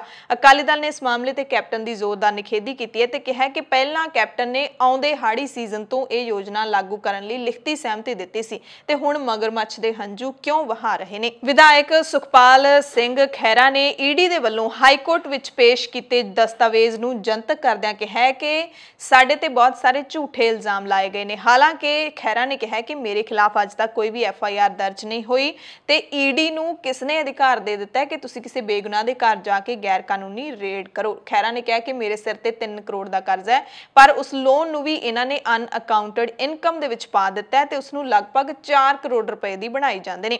ਖਹਿਰਾ ਨੇ ਦੱਸਿਆ, ਖੁਲਾਸਾ ਕੀਤਾ ਕਿ ਮੇਰੇ ਤੇ ਇੱਕ ਹੋਰ ਇਲਜ਼ਾਮ ਲਾਇਆ ਗਿਆ ਕਿ ਮੈਂ 84 ਲੱਖ ਰੁਪਏ ਕੈਸ਼ ਟ੍ਰਾਂਸਫਰ ਕੀਤੇ ਨੇ ਤੇ ਮੇਰੇ ਕੋਲ ਮੇਰੀ ਜ਼ਮੀਨ ਦੀ ਲਗਭਗ 25 ਲੱਖ ਰੁਪਏ ਦੀ ਸਾਲਾਨਾ ਆਮਦਨ ਹੈ। ਮੈਂ ਆਪਣੇ ਘਰ ਦੇ ਖਰਚੇ ਕੱਢਣ ਤੋਂ ਬਾਅਦ 1 ਸਾਲ ਦੇ ਵਿੱਚ 25 ਲੱਖ ਰੁਪਏ ਚੋਂ 7 ਲੱਖ ਰੁਪਏ ਜਮ੍ਹਾਂ ਕਰਵਾ ਦਿੱਤੇ ਤਾਂ ਮੈਂ ਕਿਹੜੀ ਮਨੀ ਲਾਂਡਰਿੰਗ ਕਰ ਦਿੱਤੀ। ਪਿਛਲੇ 12 ਸਾਲਾਂ ਦੇ ਵਿੱਚ ਜੋ ਕੈਸ਼ ਡਿਪੋਜ਼ਿਟ ਗਏ ਨੇ ਇਹ ਮੈਂ ਜ਼ਿਆਦਾਤਰ ਬੈਂਕਾਂ ਤੋਂ ਜੋ ਕਰਜ਼ੇ ਲਏ ਨੇ ਉਸ ਦੀ ਵਿਆਜ ਦੀ ਕੀਮਤ ਨੂੰ ਮਨੀ ਲਾਂਡਰਿੰਗ ਦਾ ਇਹਨਾਂ ਨੇ ਨਾਮ ਦੇ ਦਿੱਤਾ। ਮੇਰੇ ਜਵਾਈ ਤੇ ਪੁੱਤਰ ਨੇ ਰਲ ਕੇ ਬਣਾਈ ਜਿਹੜੀ ਇੱਕ ਕੰਪਨੀ ਸੀ ਉਹਦੇ ਵਿੱਚ ਵਰਤੀ ਗਈ ਰਕਮ ਨੂੰ ਵੀ ED ਨੇ ਮਨੀ ਲਾਂਡਰਿੰਗ ਦੇ ਵਿੱਚ ਬਦਲ ਦਿੱਤਾ। ਖਹਿਰਾ ਨੇ ਕਿਹਾ ਕਿ ਮੇਰੇ ਖਿਲਾਫ ਕੋਈ FIR ਦਰਜ ਨਹੀਂ ਹੈ। 2015 ਵਿੱਚ ਗੁਰਦੇਵ ਸਿੰਘ ਤੇ NDPSC FIR ਦਰਜ ਸੀ ਤੇ ਉਸ FIR ਦੇ ਆਧਾਰ ਤੇ ਮੈਨੂੰ ਡਰੱਗ ਮਾਮਲੇ ਵਿੱਚ ਘੜੀਸਿਆ ਜਾ ਰਿਹਾ ਹੈ ਤੇ ਗੁਰਦੇਵ ਸਿੰਘ ਮੇਰੇ ਹਲਕੇ ਦਾ ਮਾਰਕੀਟ ਕਮੇਟੀ ਦਾ ਸਾਬਕਾ ਚੇਅਰਮੈਨ ਸੀ, ਸੋ ਇਹ ਜਿਹੜੀ FIR ਸਿੱਧੀ ਮੇਰੇ ਤੇ ਨਹੀਂ ਹੈ। ਪਾਲ ਖਹਿਰਾ ਨੇ ਫੇਸਬੁੱਕ ਦੇ ਉੱਤੇ ED ਦੇ ਵੱਲੋਂ ਜੋ ਆਪਣੇ ਘਰ ਦੇ ਉੱਤੇ ਛਾਪੇਮਾਰੀ ਕੀਤੀ ਸੀ ਉਹਦੀ ਸਾਰੀ ਕਹਾਣੀ ਹੈ ਜਿਹੜੀ ਦੱਸੀ ਹੈ। ਫਰੀਦਕੋਟ ਤੋਂ ਫਿਰੋਜ਼ਪੁਰ ਨੂੰ ਜਾ ਰਹੀ PRTC ਬੱਸ ਸੇਮ ਨਾਲੇ ਦੇ ਵਿੱਚ ਡਿੱਗ ਪਈ ਹੈ ਤੇ 15 ਵਿਅਕਤੀ ਜ਼ਖਮੀ ਹੋ ਗਏ ਨੇ। ਬੱਸ ਟਾਇਰ ਫਟਣ ਕਾਰਨ ਗੋਲੇਵਾਲਾ ਪਿੰਡ ਨੇੜੇ ਸੇਮ ਨਾਲੇ ਵਿੱਚ ਜਾ ਡਿੱਗੀ। ਹਾਦਸੇ ਵਿੱਚ 15 ਜਣੇ ਜ਼ਖਮੀ ਹੋ ਗਏ, ਜਿਨ੍ਹਾਂ ਨੂੰ ਇਲਾਜ ਲਈ ਗੁਰੂ ਗੋਬਿੰਦ ਸਿੰਘ ਮੈਡੀਕਲ ਕਾਲਜ ਤੇ ਹਸਪਤਾਲ ਦੇ ਵਿੱਚ ਦਾਖਲ ਕਰਵਾਇਆ ਗਿਆ। ਬੱਸ ਦਾ ਟਾਇਰ ਫਟਣ ਕਾਰਨ ਬੱਸ ਬੇਕਾਬੂ ਹੋ ਗਈ ਤੇ ਪੁਲ ਤੇ ਗ੍ਰਿਲਾਂ ਨਾ ਹੋਣ ਕਰਕੇ ਬੱਸ ਨਾਲੇ ਦੇ ਵਿੱਚ ਡਿੱਗ ਪਈ। ਹਾਲਾਂਕਿ ਵੱਡਾ ਹਾਦਸਾ ਹੋਣ ਤੋਂ ਟਲ ਗਿਆ। ਇੱਕ ਹੋਰ ਬਹੁਤ ਹੀ ਦਰਦਨਾਕ ਖਬਰ ਹੈ ਜਿਹੜੀ ਉਹ ਫੌਜੀਆਂ ਦੇ ਨਾਲ ਜੁੜੀ ਹੋਈ ਹੈ ਜਿਹੜੇ ਦੇਸ਼ ਦੀ ਰਾਖੀ ਕਰਦੇ ਨੇ। ਵੀਰਵਾਰ ਨੂੰ ਤੜਕੇ ਵੱਡਾ ਹਾਦਸਾ ਵਾਪਰਿਆ ਜਦੋਂ 3 ਫੌਜੀ ਜਵਾਨ ਜਿਉਂਦੇ ਸੜ ਗਏ। ਰਾਜਸਥਾਨ ਦੇ ਸ੍ਰੀ ਗੰਗਾਨਗਰ ਜ਼ਿਲ੍ਹੇ ਦੇ ਵਿੱਚ ਬਠਿੰਡਾ ਨੂੰ ਆ ਰਹੇ ਰਜ਼ੀਆਸਰ ਛਤਰਗੜ੍ਹ ਸੜਕ ਦੇ ਉੱਤੇ ਇੱਕ ਜਿਪਸੀ ਵੈਨ ਪਲਟ ਗਈ ਤੇ ਪਲਟਣ ਤੋਂ ਬਾਅਦ ਜਿਪਸੀ ਨੂੰ ਅੱਗ ਲੱਗ ਗਈ। ਇਸ ਹਾਦਸੇ ਵਿੱਚ 5 ਜਵਾਨ ਨੇ ਜਿਹੜੇ ਉਹ ਜ਼ਖਮੀ ਵੀ ਹੋਏ ਨੇ। ਬਠਿੰਡਾ ਸਥਿਤ ਫੌਜੀ ਯੂਨਿਟ ਦੇ 8 ਫੌਜੀ ਜਵਾਨ ਸੂਰਤਗੜ੍ਹ ਤੋਂ ਜਿਪਸੀ ਵਿੱਚ ਰਵਾਨਾ ਹੋਏ ਸੀ ਤੇ ਰਾਹ ਵਿੱਚ ਇਹ ਸਾਰਾ ਹਾਦਸਾ ਵਾਪਰ ਗਿਆ। ਮੌਕੇ ਤੋਂ ਬੁਰੀ ਤਰ੍ਹਾਂ ਦੇ ਨਾਲ ਸੜੀ ਹੋਈ ਹਾਲਤ ਵਿੱਚ 3 ਲਾਸ਼ਾਂ ਬਰਾਮਦ ਹੋਈਆਂ ਨੇ। ਜ਼ਖਮੀਆਂ ਨੂੰ ਸੂਰਤਗੜ੍ਹ ਦੇ ਹਸਪਤਾਲ ਵਿੱਚ ਦਾਖਲ ਕਰਵਾ ਦਿੱਤਾ ਗਿਆ। ਅੱਗ ਦੀਆਂ ਉੱਚੀਆਂ ਲਪਟਾਂ ਵੇਖ ਕੇ ਲੋਕ ਘਟਨਾ ਸਥਾਨ ਤੇ ਇਕੱਠੇ ਹੋ ਗਏ ਸੀ। 5 ਜਵਾਨਾਂ ਨੂੰ ਇਹਨਾਂ ਲੋਕਾਂ ਨੇ ਬਚਾ ਲਿਆ, ਪਰ 3 ਜਵਾਨ ਉਦੋਂ ਤੱਕ ਪੂਰੀ ਤਰ੍ਹਾਂ ਨਾਲ ਅੱਗ ਦੀ ਲਪੇਟ ਵਿੱਚ ਆ ਕੇ ਸੜ ਚੁੱਕੇ ਸੀ। ਸੰਗਰੂਰ ਜ਼ਿਲ੍ਹੇ ਦੀ ਤਹਿਸੀਲ ਸੁਨਾਮ ਦੇ ਵਿੱਚ ਪੈਂਦੇ ਪਿੰਡ ਚੱਠਾ ਨਨਹੇੜਾ ਦੇ ਖੇਡ ਸਟੇਡੀਅਮ ਦੇ ਵਿੱਚ 26 ਮਾਰਚ ਦੇ ਬੰਦ ਤੋਂ ਬਾਅਦ 30 ਮਾਰਚ ਨੂੰ ਮਿੱਟੀ ਦੇ ਪੁੱਤਾਂ ਦਾ ਮਹਾ ਸੰਮੇਲਨ ਕਰਵਾਇਆ ਜਾ ਰਿਹਾ ਹੈ ਤੇ ਇਸ ਮਹਾ ਸੰਮੇਲਨ ਦੇ ਵਿੱਚ ਸੰਗਰੂਰ ਜ਼ਿਲ੍ਹੇ ਦੇ ਜੇਲ੍ਹਾਂ ਵਿੱਚੋਂ ਰਿਹਾ ਹੋਏ ਕਿਸਾਨਾਂ ਤੇ ਨੌਜਵਾਨਾਂ ਨੂੰ ਸਨਮਾਨਿਤ ਕੀਤਾ ਜਾਏਗਾ ਤੇ ਇਸ ਮਹਾ ਸੰਮੇਲਨ ਦੇ ਵਿੱਚ ਕਿਸਾਨ ਲੀਡਰ ਜਗਜੀਤ ਸਿੰਘ ਡੱਲੇਵਾਲ, ਰਾਕੇਸ਼ ਟਿਕੈਤ, ਬਲਦੇਵ ਸਿੰਘ ਸਿਰਸਾ, ਅਭਿਮਨਿਊ ਕੋਹਾੜ ਤੇ ਮਨਜੀਤ ਰਾਏ ਦੁਆਬਾ ਸਮੇਤ ਭਾਈ ਹਰਦੀਪ ਸਿੰਘ ਡਿਬਡਿਬਾ ਵੀ ਖਾਸ ਤੌਰ ਤੇ ਪਹੁੰਚਣਗੇ। ਪੰਜਾਬ ਸਰਕਾਰ ਦੇ ਵੱਲੋਂ ਗੱਠਜੋੜ ਸਰਕਾਰ ਸਮੇਂ ਹੋਏ ਬਿਜਲੀ ਸਮਝੌਤਿਆਂ ਦੇ ਉੱਤੇ ਵਾਈਟ ਪੇਪਰ ਦਾ ਡਰਾਫਟ ਤਿਆਰ ਕਰ ਲਿਆ ਗਿਆ, ਜਿਸ ਨੂੰ ਅੰਤਿਮ ਛੋਹ ਦਿੱਤੀ ਜਾਣ ਲੱਗੀ ਹੈ। ਇਸ ਦੀ ਜਾਣਕਾਰੀ ਮਿਲੀ ਹੈ। ਮੁੱਖ ਮੰਤਰੀ ਕੈਪਟਨ ਅਮਰਿੰਦਰ ਸਿੰਘ ਨੇ ਲੰਘੇ ਦਿਨ ਸਿਸਵਾ ਫਾਰਮ ਹਾਊਸ ਤੇ ਗੱਠਜੋੜ ਸਰਕਾਰ ਸਮੇਂ ਹੋਏ ਬਿਜਲੀ ਸਮਝੌਤਿਆਂ ਤੇ ਵਾਈਟ ਪੇਪਰ ਦੇ ਡਰਾਫਟ ਤਿਆਰ ਕਰਨ ਤੇ ਮੀਟਿੰਗ ਕੀਤੀ, ਜਿਸ ਵਿੱਚ 2 ਕੈਬਨਿਟ ਵਜ਼ੀਰ ਵੀ ਸ਼ਾਮਿਲ ਸਨ। ਮੁੱਖ ਮੰਤਰੀ ਦੀ ਮੀਟਿੰਗ ਵਿੱਚ ਉਦਯੋਗ ਮੰਤਰੀ ਤੇ ਸਿੱਖਿਆ ਮੰਤਰੀ ਗੈਰ ਹਾਜ਼ਰ ਰਹੇ। ਦਰਅਸਲ ਮੁੱਖ ਮੰਤਰੀ ਕੈਪਟਨ ਅਮਰਿੰਦਰ ਸਿੰਘ ਨੇ 17 ਜਨਵਰੀ 2020 ਨੂੰ ਬਿਜਲੀ ਸੈਕਟਰ ਉੱਤੇ ਵਾਈਟ ਪੇਪਰ ਜਾਰੀ ਕਰਨ ਦਾ ਐਲਾਨ ਕੀਤਾ ਸੀ, ਪਰ 2 ਸਾਲ ਲੰਘਣ ਤੋਂ ਬਾਅਦ ਵੀ ਵਾਈਟ ਪੇਪਰ ਹਾਲੇ ਤੱਕ ਕਿਸੇ ਵੀ ਤਣ ਪੱਤਣ ਨਹੀਂ ਲੱਗਿਆ ਤੇ ਚਰਚਾ ਚੱਲ ਰਹੀ ਹੈ ਕਿ ਸਰਕਾਰ ਪੰਜਾਬ ਵਿਧਾਨ ਸਭਾ ਦੇ ਅਗਲੇ ਸੈਸ਼ਨ ਦੇ ਵਿੱਚ ਵਾਈਟ ਪੇਪਰ ਲਿਆ ਸਕਦੀ ਹੈ। ਵਾਈਟ ਪੇਪਰ ਦੀ ਇਹ ਗੱਲ ਸਾਫ਼ ਹੋਣੀ ਹੈ ਕਿ ਗੱਠਜੋੜ ਸਰਕਾਰ ਸਮੇਂ ਹੋਏ ਬਿਜਲੀ ਸਮਝੌਤੇ ਕੀ ਠੀਕ ਠਾਕ ਸਨ, ਜੇਕਰ ਠੀਕ ਨਹੀਂ ਤਾਂ ਕੌਣ ਜ਼ਿੰਮੇਵਾਰ ਸਨ। ਬਿਜਲੀ ਦੀਆਂ ਵੱਧ ਰਹੀਆਂ ਦਰਾਂ ਦੇ ਕਾਰਨ ਤੇ ਉਹਨਾਂ ਦੀ ਵਿੱਚ ਕਟੌਤੀ ਲਈ ਲਏ ਜਾਣ ਵਾਲੇ ਕਦਮਾਂ ਬਾਰੇ ਵੀ ਇਹਦੇ ਵਿੱਚ ਚਰਚਾ ਹੋਣੀ ਹੈ। ਸੋ ਵਾਈਟ ਪੇਪਰ ਬੜਾ ਅਹਿਮ ਹੋਏਗਾ। ਪੰਜਾਬ ਸਰਕਾਰ ਨੇ ਸੂਬੇ ਦੇ ਵੱਖ-ਵੱਖ ਵਿਭਾਗਾਂ ਦੇ ਵਿੱਚ 2280 ਅਸਾਮੀਆਂ ਭਰਨ ਨੂੰ ਹਰੀ ਝੰਡੀ ਦੇ ਦਿੱਤੀ, ਜਿਸ ਤੋਂ ਬਾਅਦ ਹੁਣ ਚੋਣ ਬੋਰਡ ਪੰਜਾਬ ਦੇ ਵੱਲੋਂ ਪ੍ਰਕਿਰਿਆ ਸ਼ੁਰੂ ਕਰ ਦਿੱਤੀ ਗਈ ਹੈ ਇਹਨਾਂ ਅਸਾਮੀਆਂ ਨੂੰ ਭਰਨ ਦੀ। 2280 ਜਿਹੜੀਆਂ ਅਸਾਮੀਆਂ ਨੇ ਉਹਨਾਂ ਦੇ ਵਿੱਚੋਂ ਜੇਲ੍ਹ ਵਿਭਾਗ ਲਈ ਵਾਰਡਨ ਤੇ ਮੈਟਰਨ ਦੀਆਂ 847, ਲੀਗਲ ਕਲਰਕਾਂ ਦੀਆਂ 199, ਸਿੱਖਿਆ ਵਿਭਾਗ ਵਿੱਚ 807, ਲਾਇਬ੍ਰੇਰੀਅਨ ਅਤੇ ਉਦਯੋਗ ਤੇ ਕਾਮਰਸ ਵਿਭਾਗ ਵਿੱਚ ਉੱਚ ਉਦਯੋਗਿਕ ਉੱਨਤੀ ਅਫਸਰਾਂ ਦੀਆਂ 56 ਅਸਾਮੀਆਂ, ਬਲਾਕ ਪੱਧਰ ਪ੍ਰਸਾਰ ਅਫਸਰ ਦੀਆਂ 61, ਆਬਕਾਰੀ ਤੇ ਕਰ ਨਿਰੀਖਕ ਦੀਆਂ 51, ਪੰਜਾਬ ਵੇਅਰ ਹਾਊਸਿੰਗ ਤੇ ਤਕਨੀਕੀ ਸਹਾਇਕ ਦੀਆਂ 120, ਸਮਾਜਿਕ ਸੁਰੱਖਿਆ ਵਿਭਾਗ ਵਿੱਚ ਸੁਪਰਵਾਈਜ਼ਰ ਦੀਆਂ 112 ਤੇ ਮੱਛੀ ਪਾਲਣ ਅਫਸਰ ਦੀਆਂ 27 ਅਸਾਮੀਆਂ ਦੇ ਲਈ ਯੋਗ ਉਮੀਦਵਾਰਾਂ ਤੋਂ ਅਰਜ਼ੀਆਂ ਦੀ ਮੰਗ ਹੈ ਜਿਹੜੀ ਉਹ ਕੀਤੀ ਜਾਵੇਗੀ। ਸੋ ਤੁਸੀਂ ਜਿਹੜੀ ਪੰਜਾਬ ਸਰਕਾਰ ਦੀ ਸੰਬੰਧਿਤ ਵੈਬਸਾਈਟ ਹੈ ਉਸ ਦਾ ਧਿਆਨ ਜ਼ਰੂਰ ਰੱਖਿਓ। ਅਖਬਾਰਾਂ ਦੇ ਵਿੱਚ ਵੀ ਇਹਨਾਂ ਅਸਾਮੀਆਂ ਦੇ ਲਈ ਅਰਜ਼ੀਆਂ ਮੰਗੀਆਂ ਜਾਣਗੀਆਂ। ਪੰਜਾਬ ਦੇ ਸਾਬਕਾ ਡੀਜੀਪੀ ਮੁਹੰਮਦ ਮੁਸਤਫਾ ਖਿਲਾਫ ਗੈਂਗਸਟਰ ਗੁੱਡੂ ਦੇ ਪਰਿਵਾਰ ਨੇ ਗੰਭੀਰ ਦੋਸ਼ ਲਾਏ ਨੇ। ਗੁੱਡੂ ਦੇ ਪਰਿਵਾਰ ਨੇ ਇਲਜ਼ਾਮ ਲਾਉਂਦਿਆਂ ਕਿਹਾ ਹੈ ਕਿ ਮੁਸਤਫਾ ਜਾਂਚ ਕਮੇਟੀ ਨੂੰ ਪ੍ਰਭਾਵਿਤ ਕਰ ਰਹੇ ਸੀ ਤੇ ਇਹ ਜਾਂਚ ਕਮੇਟੀ ਆਈਜੀ ਕੁੰਵਰ ਵਿਜੇ ਪ੍ਰਤਾਪ ਸਿੰਘ ਦੀ ਅਗਵਾਈ ਵਿੱਚ ਬਣਾਈ ਗਈ ਸੀ। ਪਰਿਵਾਰ ਨੇ ਆਪਣੀ ਜਾਨ ਨੂੰ ਖਤਰਾ ਦੱਸਦਿਆਂ ਸੁਰੱਖਿਆ ਦੀ ਮੰਗ ਵੀ ਕੀਤੀ ਹੈ। ਆਰਐਸਐਸ ਦੀ ਚਰਚਾ ਲਗਾਤਾਰ ਹੁੰਦੀ ਰਹਿੰਦੀ ਹੈ। ਪੱਛਮੀ ਬੰਗਾਲ ਦੇ ਵਿੱਚ ਚੋਣਾਂ ਦੇ ਦਰਮਿਆਨ ਵੀ ਆਰਐਸਐਸ ਤੇ ਤਿੱਖੇ ਨਿਸ਼ਾਨੇ ਨੇ ਜਿਹੜੇ ਉੱਥੋਂ ਦੀ ਸਰਕਾਰ ਦੇ ਵੱਲੋਂ ਸਾਧੇ ਜਾ ਰਹੇ ਨੇ। ਰਾਹੁਲ ਗਾਂਧੀ ਵੀ ਆਰਐਸਐਸ ਨੂੰ ਲੈ ਕੇ ਮੋਦੀ ਸਰਕਾਰ ਨੂੰ ਨਿਸ਼ਾਨਾ ਬਣਾਉਂਦੇ ਨੇ ਤੇ ਪੰਜਾਬ ਦੇ ਵਿੱਚ ਵੀ ਕਾਫੀ ਚਰਚਾ ਹੁੰਦੀ ਰਹਿੰਦੀ ਹੈ। ਖਾਸ ਕਰਕੇ ਸਿੱਖ ਧਰਮ ਦੇ ਵਿੱਚ ਜਿਹੜੀਆਂ ਧਾਰਮਿਕ ਸ਼ਖਸੀਅਤਾਂ ਨੇ ਉਹਨਾਂ ਦੇ ਵੱਲੋਂ ਵੀ ਜ਼ਿਕਰ ਕੀਤਾ ਜਾਂਦਾ ਹੈ। ਅਕਾਲ ਤਖਤ ਸਾਹਿਬ ਦੇ ਜਥੇਦਾਰ ਵੀ ਆਰਐਸਐਸ ਤੇ ਨਿਸ਼ਾਨਾ ਲਾਉਂਦੇ ਨੇ। ਇਲਜ਼ਾਮ ਲੱਗਦੇ ਨੇ ਕਿ ਆਰਐਸਐਸ ਭਾਰਤ ਨੂੰ ਹਿੰਦੂ ਰਾਸ਼ਟਰ ਬਣਾਉਣ ਦੀ ਕੋਸ਼ਿਸ਼ ਕਰ ਰਹੀ ਹੈ ਤੇ ਹੁਣ ਇੱਕ ਨਵੀਂ ਰਿਪੋਰਟ ਆਈ ਹੈ, ਨਵੀਂ ਜਾਣਕਾਰੀ ਆਈ ਹੈ ਕਿ ਆਰਐਸਐਸ ਨੇ ਪੰਜਾਬ ਦੇ ਅੱਧਿਓਂ ਵੱਧ ਪਿੰਡਾਂ ਦੇ ਵਿੱਚ ਆਪਣੇ ਪੈਰ ਪਸਾਰ ਲਏ ਨੇ। ਪੰਜਾਬ ਦੇ ਸੰਘ ਚਾਲਕ ਇਕਬਾਲ ਸਿੰਘ ਨੇ ਦੱਸਿਆ ਕਿ ਰਾਮ ਮੰਦਿਰ ਦਾ ਜਿਹੜਾ ਨਿਰਮਾਣ ਹੋਣਾ ਹੈ ਉਹਦੇ ਲਈ ਪੰਜਾਬ ਦੇ 12,716 ਪਿੰਡਾਂ ਦੇ ਵਿੱਚੋਂ 6,660 ਪਿੰਡਾਂ ਦੇ ਨਾਲ ਆਰਐਸਐਸ ਨੇ ਸਿੱਧਾ ਰਾਬਤਾ ਕਾਇਮ ਕੀਤਾ ਹੈ ਤੇ 20,05,318 ਪਰਿਵਾਰਾਂ ਤੱਕ ਪਹੁੰਚ ਕੀਤੀ ਹੈ ਰਾਮ ਮੰਦਿਰ ਦੇ ਨਿਰਮਾਣ ਦੇ ਲਈ ਚੰਦਾ ਇਕੱਠਾ ਕਰਨ ਵਾਸਤੇ। ਤੇ ਪੰਜਾਬ ਦੇ ਵਿੱਚੋਂ ਪੰਜਾਬੀਆਂ ਨੇ ਆਰਐਸਐਸ ਨੂੰ 46 ਕਰੋੜ 97 ਲੱਖ ਰੁਪਏ ਦਾ ਦਾਨ ਵੀ ਦੇ ਦਿੱਤਾ ਹੈ ਇਹ ਮੰਦਿਰ ਬਣਾਉਣ ਦੇ ਲਈ। ਸੰਘ ਇਸ ਨੂੰ ਇੱਕ ਵੱਡੀ ਪ੍ਰਾਪਤੀ ਦੇ ਵਜੋਂ ਦੇਖ ਰਿਹਾ ਹੈ ਕਿਉਂਕਿ ਨਾਮ ਪੰਜਾਬ ਹੈ। ਪੰਜਾਬ ਤੋਂ ਇੰਨਾ ਪੈਸਾ ਆਉਣਾ ਔਰ ਪੰਜਾਬ ਦੇ 6,660 ਪਿੰਡਾਂ ਤੱਕ ਆਰਐਸਐਸ ਦੀ ਸਿੱਧੀ ਪਹੁੰਚ ਹੋਣਾ ਕੋਈ ਛੋਟੀ ਗੱਲ ਨਹੀਂ ਹੈ ਆਰਐਸਐਸ ਦੇ ਵਾਸਤੇ। ਪਰ ਪੰਜਾਬ ਦੇ ਵਿੱਚ ਜੋ ਵੱਡੀ ਗਿਣਤੀ ਹੈ ਉਹ ਸਿੱਖ ਧਰਮ ਦੇ ਲੋਕਾਂ ਦੀ ਹੈ ਤੇ ਉਹਨਾਂ ਲਈ ਇਹ ਚਿੰਤਾ ਦਾ ਵਿਸ਼ਾ ਵੀ ਹੈ। ਲੰਘੇ ਦਿਨੀ ਬੰਗਲੁਰੂ ਦੇ ਵਿੱਚ 2 ਦਿਨਾਂ ਆਰਐਸਐਸ ਦੀ ਅਖਿਲ ਭਾਰਤੀ ਪ੍ਰਤੀਨਿਧੀ ਸਭਾ ਹੋਈ ਤੇ ਉਸ ਤੋਂ ਬਾਅਦ ਪੰਜਾਬ ਦੇ ਸੰਘ ਚਾਲਕ ਨੇ ਇਹ ਜਾਣਕਾਰੀ ਪ੍ਰੈਸ ਬਿਆਨ ਰਾਹੀਂ ਸਾਂਝੀ ਕੀਤੀ ਹੈ।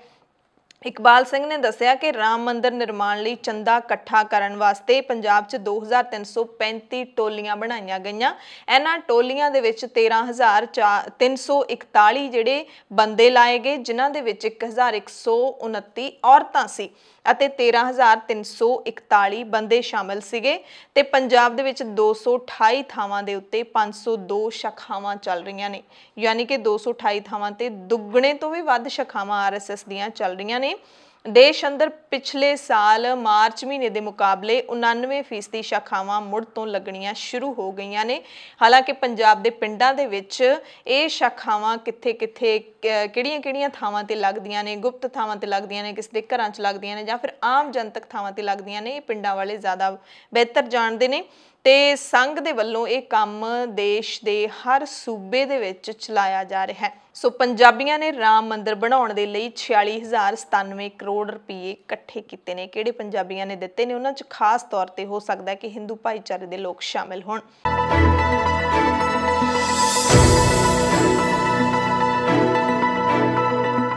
ਬੁਲੇਟਿਨ ਦੇ ਵਿੱਚ ਪੂਰੇ ਭਾਰਤ ਦੀਆਂ ਖਾਸ ਖਬਰਾਂ ਦੇ ਵਿੱਚ ਸਭ ਤੋਂ ਪਹਿਲਾਂ ਦਿੱਲੀ ਦੀ ਕੇਜਰੀਵਾਲ ਸਰਕਾਰ ਦੀ ਗੱਲ ਕਰਾਂਗੇ, ਜਿਸ ਦੀਆਂ ਸ਼ਕਤੀਆਂ ਘਟਾਉਣ ਵਾਲਾ ਬਿੱਲ ਆਖਿਰਕਾਰ ਕੇਂਦਰ ਸਰਕਾਰ ਨੇ ਪਾਸ ਕਰ ਦਿੱਤਾ ਹੈ। ਲੋਕ ਸਭਾ ਦੇ ਵਿੱਚ ਕੁਝ ਦਿਨ ਪਹਿਲਾਂ ਇਹ ਬਿੱਲ ਪਾਸ ਹੋ ਗਿਆ ਸੀ ਤੇ ਰਾਜ ਸਭਾ ਦੇ ਵਿੱਚ ਵੀ ਦਿੱਲੀ ਕੌਮੀ ਰਾਜਧਾਨੀ ਖੇਤਰ ਸਰਕਾਰ ਸੋਧ ਬਿੱਲ 2021 ਪਾਸ ਹੋ ਗਿਆ। ਇਸ ਬਿੱਲ ਦੇ ਪਾਸ ਹੋਣ ਨਾਲ ਹੁਣ ਦਿੱਲੀ ਦੇ ਲੈਫਟੀਨੈਂਟ ਗਵਰਨਰ ਨੂੰ ਸਰਕਾਰ ਦੇ ਵਿੱਚ ਵੱਧ ਸ਼ਕਤੀਆਂ ਮਿਲਣਗੀਆਂ। ਇਸ ਬਿੱਲ ਨਾਲ ਦਿੱਲੀ ਦੇ ਲੈਫਟੀਨੈਂਟ ਗਵਰਨਰ ਨੂੰ ਚੁਣੀ ਹੋਈ ਸਰਕਾਰ ਦੇ ਮੁਕਾਬਲੇ ਵੱਧ ਤਾਕਤਾਂ ਹਾਸਲ ਹੋ ਜਾਣਗੀਆਂ। ਇਸ ਦੌਰਾਨ ਸਦਨ ਦੇ ਵਿੱਚ ਭਾਰੀ ਹੰਗਾਮਾ ਵੀ ਹੋਇਆ। ਵਿਰੋਧੀ ਧਿਰ ਦੇ ਵੱਲੋਂ ਕਾਫੀ ਸ਼ੋਰ ਸ਼ਰਾਬਾ ਕੀਤਾ ਗਿਆ। BJP, spa, Congress, Aam Aadmi party ਤੇ ਹੋਰਨਾਂ ਵਿਰੋਧੀ ਪਾਰਟੀਆਂ ਦੇ ਸੰਸਦ ਮੈਂਬਰ ਸਦਨ ਦੇ ਵਿੱਚ ਵਾਕਆਊਟ ਕਰ ਗਏ ਤੇ 22 ਮਾਰਚ ਨੂੰ ਇਹ ਬਿੱਲ ਲੋਕ ਸਭਾ ਦੇ ਵਿੱਚ ਪਾਸ ਕੀਤਾ ਗਿਆ ਸੀ। ਇਸ ਬਿੱਲ ਨੂੰ ਜ਼ੁਬਾਨੀ ਵੋਟਾਂ ਰਾਹੀਂ ਪਾਸ ਕੀਤਾ ਗਿਆ। ਵਿਰੋਧੀ ਧਿਰ ਨੇ ਵੋਟਿੰਗ ਕਰਵਾਉਣ ਦੀ ਮੰਗ ਕੀਤੀ ਸੀ, ਪਰ ਵੋਟਿੰਗ ਨਹੀਂ ਕਰਵਾਈ ਗਈ, ਬਲਕਿ ਜ਼ੁਬਾਨੀ ਵੋਟਿੰਗ ਦੇ ਆਧਾਰ ਦੇ ਉੱਤੇ ਹੀ ਬਿੱਲ ਪਾਸ ਕੀਤਾ ਗਿਆ। ਹੁਣ ਤੱਕ ਇਸ ਕਾਰਜਕਾਲ ਦੇ ਵਿੱਚ ਮੋਦੀ ਸਰਕਾਰ ਦੇ ਨਾਮ ਅਜਿਹੇ ਕਈ ਬਿੱਲ ਜਾਂਦੇ ਨੇ ਜਿਹੜੇ ਉਹਨਾਂ ਨੇ ਜ਼ੁਬਾਨੀ ਵੋਟਿੰਗ ਦੇ ਆਧਾਰ ਤੇ ਹੀ ਪਾਸ ਕਰ ਦਿੱਤੇ। ਹੁਣੇ ਜਿਹੜੇ 3 ਖੇਤੀ ਕਾਨੂੰਨਾਂ ਨੂੰ ਲੈ ਕੇ ਵਿਰੋਧ ਚੱਲ ਰਿਹਾ ਕੇਂਦਰ ਸਰਕਾਰ ਦਾ, ਇਹ ਬਿੱਲ ਵੀ ਬਿਨਾਂ ਵੋਟਿੰਗ ਤੋਂ ਯਾਨੀ ਕਿ ਜ਼ੁਬਾਨੀ ਵੋਟਿੰਗ ਦੇ ਨਾਲ ਹੀ ਪਾਸ ਕਰ ਦਿੱਤੇ ਗਏ ਸੀ ਵਿਰੋਧੀ ਧਿਰਾਂ ਦੇ ਵਿਰੋਧ ਦੇ ਬਾਵਜੂਦ।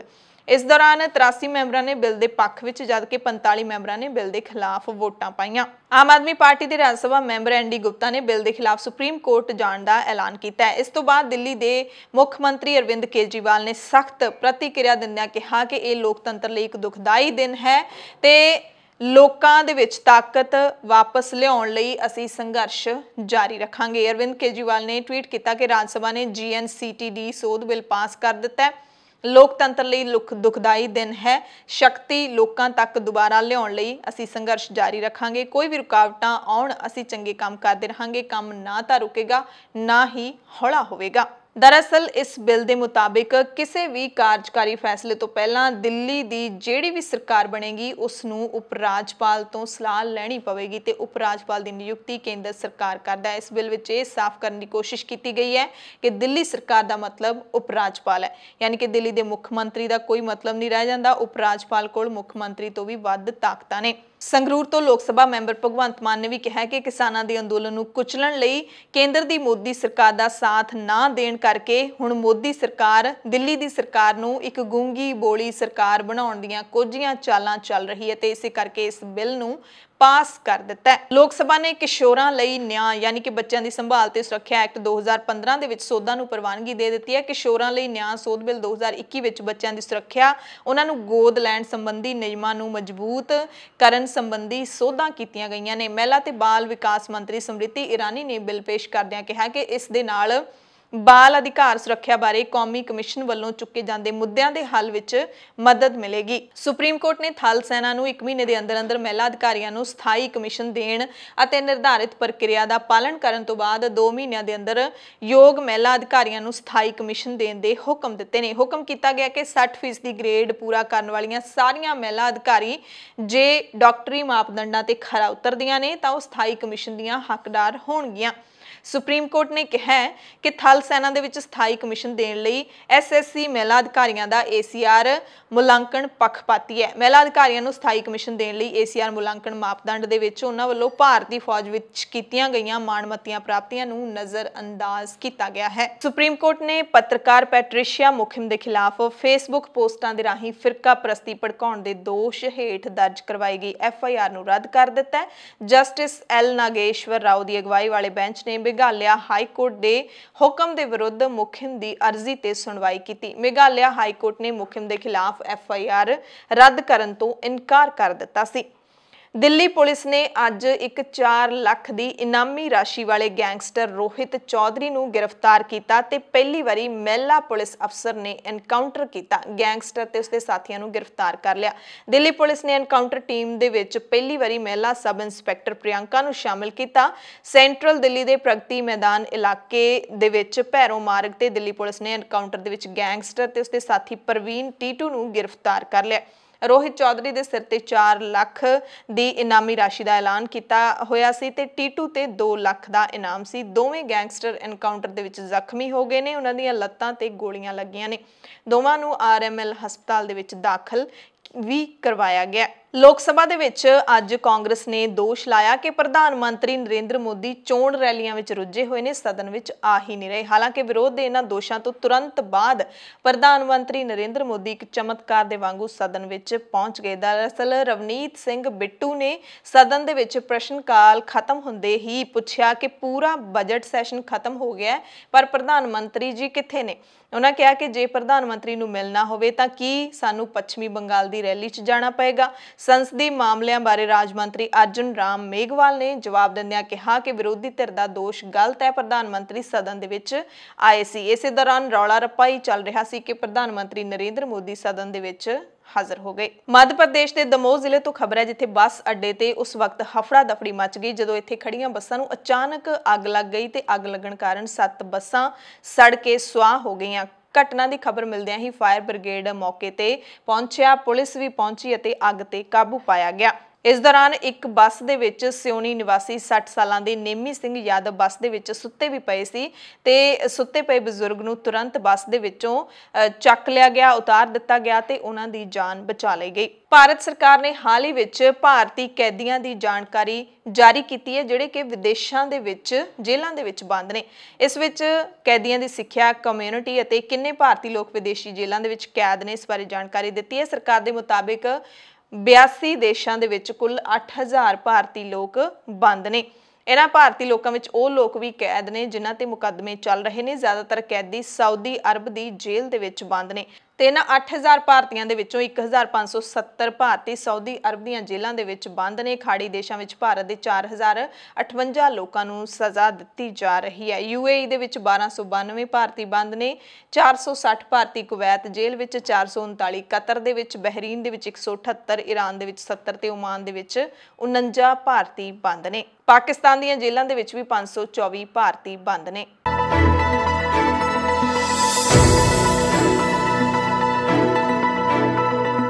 ਬੁਲੇਟਿਨ ਦੇ ਵਿੱਚ ਕੁਝ ਖਾਸ ਖਬਰਾਂ ਪੂਰੀ ਦੁਨੀਆ ਦੀਆਂ। ਮਿਆਂਮਾਰ ਤੋਂ ਖਬਰ ਹੈ ਜਿੱਥੇ ਮੁਜ਼ਾਹਰਿਆਂ ਦੌਰਾਨ ਗ੍ਰਿਫਤਾਰ ਸੈਂਕੜੇ ਲੋਕਾਂ ਨੂੰ ਫੌਜ ਨੇ ਰਿਹਾ ਕਰ ਦਿੱਤਾ ਹੈ ਤਾਂ ਕਿ ਅੰਦੋਲਨ ਨੂੰ ਸ਼ਾਂਤ ਕੀਤਾ ਜਾ ਸਕੇ। ਯੰਗੋਨ ਦੇ ਵਿੱਚ ਇਨਸਨ ਜੇਲ੍ਹ ਦੇ ਬਾਹਰ ਮੁਜ਼ਾਹਰਾਕਾਰੀਆਂ ਨਾਲ ਭਰੀਆਂ ਬੱਸਾਂ ਦਿਖਾਈ ਦਿੱਤੀਆਂ ਜਿਨ੍ਹਾਂ ਵਿੱਚ ਜ਼ਿਆਦਾਤਰ ਨੌਜਵਾਨ ਲੋਕ ਸਨ ਜੋ ਖੁਸ਼ ਦਿਖਾਈ ਦੇ ਰਹੇ ਸਨ।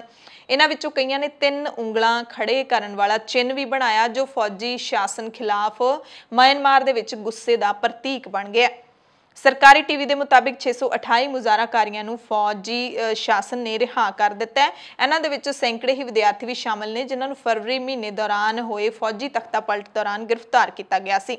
ਤਖਤਾ ਪਲਟਣ ਕਾਰਨ ਆਂਗ ਸਾਨ ਸੂਕੀ ਦੀ ਚੁਣੀ ਹੋਈ ਸਰਕਾਰ ਨੂੰ ਸੱਤਾ ਤੋਂ ਲਾਂਭੇ ਕਰ ਦਿੱਤਾ ਗਿਆ ਹੈ ਤੇ ਦੇਸ਼ ਦੇ ਵਿੱਚ ਫੌਜ ਨੇ ਆਪਣਾ ਰਾਜ ਕਾਇਮ ਕਰ ਲਿਆ। ਮਿਆਂਮਾਰ ਦੇ ਵਿੱਚ ਹੀ ਇੱਕ ਹੋਰ ਦੁਖਦਾਈ ਘਟਨਾ ਸਾਹਮਣੇ ਆਈ ਹੈ ਜਿੱਥੇ ਇੱਕ 7 ਸਾਲ ਦੀ ਬੱਚੀ ਨੂੰ ਗੋਲੀ ਮਾਰ ਕੇ ਮੌਤ ਦੇ ਘਾਟ ਉਤਾਰ ਦਿੱਤਾ ਗਿਆ ਜੋ ਕਿ ਪਿਛਲੇ ਮਹੀਨੇ ਫੌਜ ਵੱਲੋਂ ਤਖਤਾ ਪਲਟ ਕੀਤੇ ਜਾਣ ਦੀ ਕਾਰਵਾਈ ਦੌਰਾਨ ਸਭ ਤੋਂ ਘੱਟ ਉਮਰ ਦੀ ਪੀੜਤ ਹੈ। ਖਿਨਮਿਓ ਚਿਤ ਦੇ ਪਰਿਵਾਰ ਨੇ ਦੱਸਿਆ ਕਿ ਮੈਂਡੇਲੇ ਵਿੱਚ ਉਹਨਾਂ ਦੇ ਘਰ ਵਿੱਚ ਪੁਲਿਸ ਨੇ ਛਾਪੇਮਾਰੀ ਕੀਤੀ। ਇਸ ਦੌਰਾਨ ਜਦੋਂ ਬੱਚੀ ਆਪਣੇ ਪਿਤਾ ਵੱਲ ਭੱਜ ਕੇ ਜਾਣ ਲੱਗੀ ਤਾਂ ਪੁਲਿਸ ਨੇ ਉਸ ਨੂੰ ਗੋਲੀ ਹੀ ਮਾਰ ਦਿੱਤੀ। ਮਿਆਂਮਾਰ ਦੇ ਵਿੱਚ ਵਿਰੋਧ ਪ੍ਰਦਰਸ਼ਨ ਵੀ ਲਗਾਤਾਰ ਜਾਰੀ ਨੇ ਤੇ ਫੌਜ ਵੀ ਆਪਣੀ ਤਾਕਤ ਦੀ ਵਰਤੋਂ 'ਚ ਲਗਾਤਾਰ ਵਾਧਾ ਕਰ ਰਹੀ ਹੈ ਤੇ ਲੋਕਾਂ ਤੇ ਜ਼ੁਲਮ ਕਰ ਰਹੀ ਹੈ। ਸਪੈਸ਼ਲ ਨਿਊਜ਼ ਬੁਲੇਟਿਨ ਦੇਖਣ ਵਾਲੇ ਸਾਰੇ ਦਰਸ਼ਕਾਂ ਦਾ ਧੰਨਵਾਦ। ਪੰਜਾਬ, ਭਾਰਤ ਅਤੇ ਦੁਨੀਆ ਭਰ ਦੇ ਪ੍ਰਾਈਮ ਟਾਈਮ ਦੇ ਵਿੱਚ ਤੁਹਾਡੇ ਸਭ ਤੋਂ ਇਜਾਜ਼ਤ ਚਾਹੁੰਦੇ ਹਾਂ। ਤੁਸੀਂ ਸਾਰੇ ਆਪਣਾ ਧਿਆਨ ਰੱਖਿਓ, ਲੋੜਵੰਦਾਂ ਦੀ ਮਦਦ ਜ਼ਰੂਰ ਕਰਦੇ ਰਿਹਾ ਕਰੋ। ਕੱਲ ਨੂੰ ਭਾਰਤ ਬੰਦ ਹੈ ਸਵੇਰੇ 6 ਵਜੇ ਤੋਂ ਸ਼ਾਮ ਨੂੰ 6 ਵਜੇ ਤੱਕ। ਸੋ ਇਸ ਭਾਰਤ ਬੰਦ ਦੇ ਵਿੱਚ ਤੁਸੀਂ ਜ਼ਰੂਰ ਆਪਣੇ ਘਰਾਂ ਦੇ ਵਿੱਚ ਰਹੋ ਕਿਉਂਕਿ ਖੱਜਲ ਖੁਆਰੀ ਜ਼ਰੂਰ ਹੋਵੇਗੀ ਤੇ ਸਾਰੀਆਂ ਜਿਹੜੀਆਂ ਨਿੱਕੀਆਂ ਵੱਡੀਆਂ ਸੜਕਾਂ ਨੇ, ਰੇਲਾਂ ਨੇ, ਸਭ ਕੁਝ ਬੰਦ ਕਿਸਾਨਾਂ ਦੇ ਵੱਲੋਂ ਕਰਨ ਦਾ ਐਲਾਨ ਕੀਤਾ ਗਿਆ ਹੈ। ਧੰਨਵਾਦ।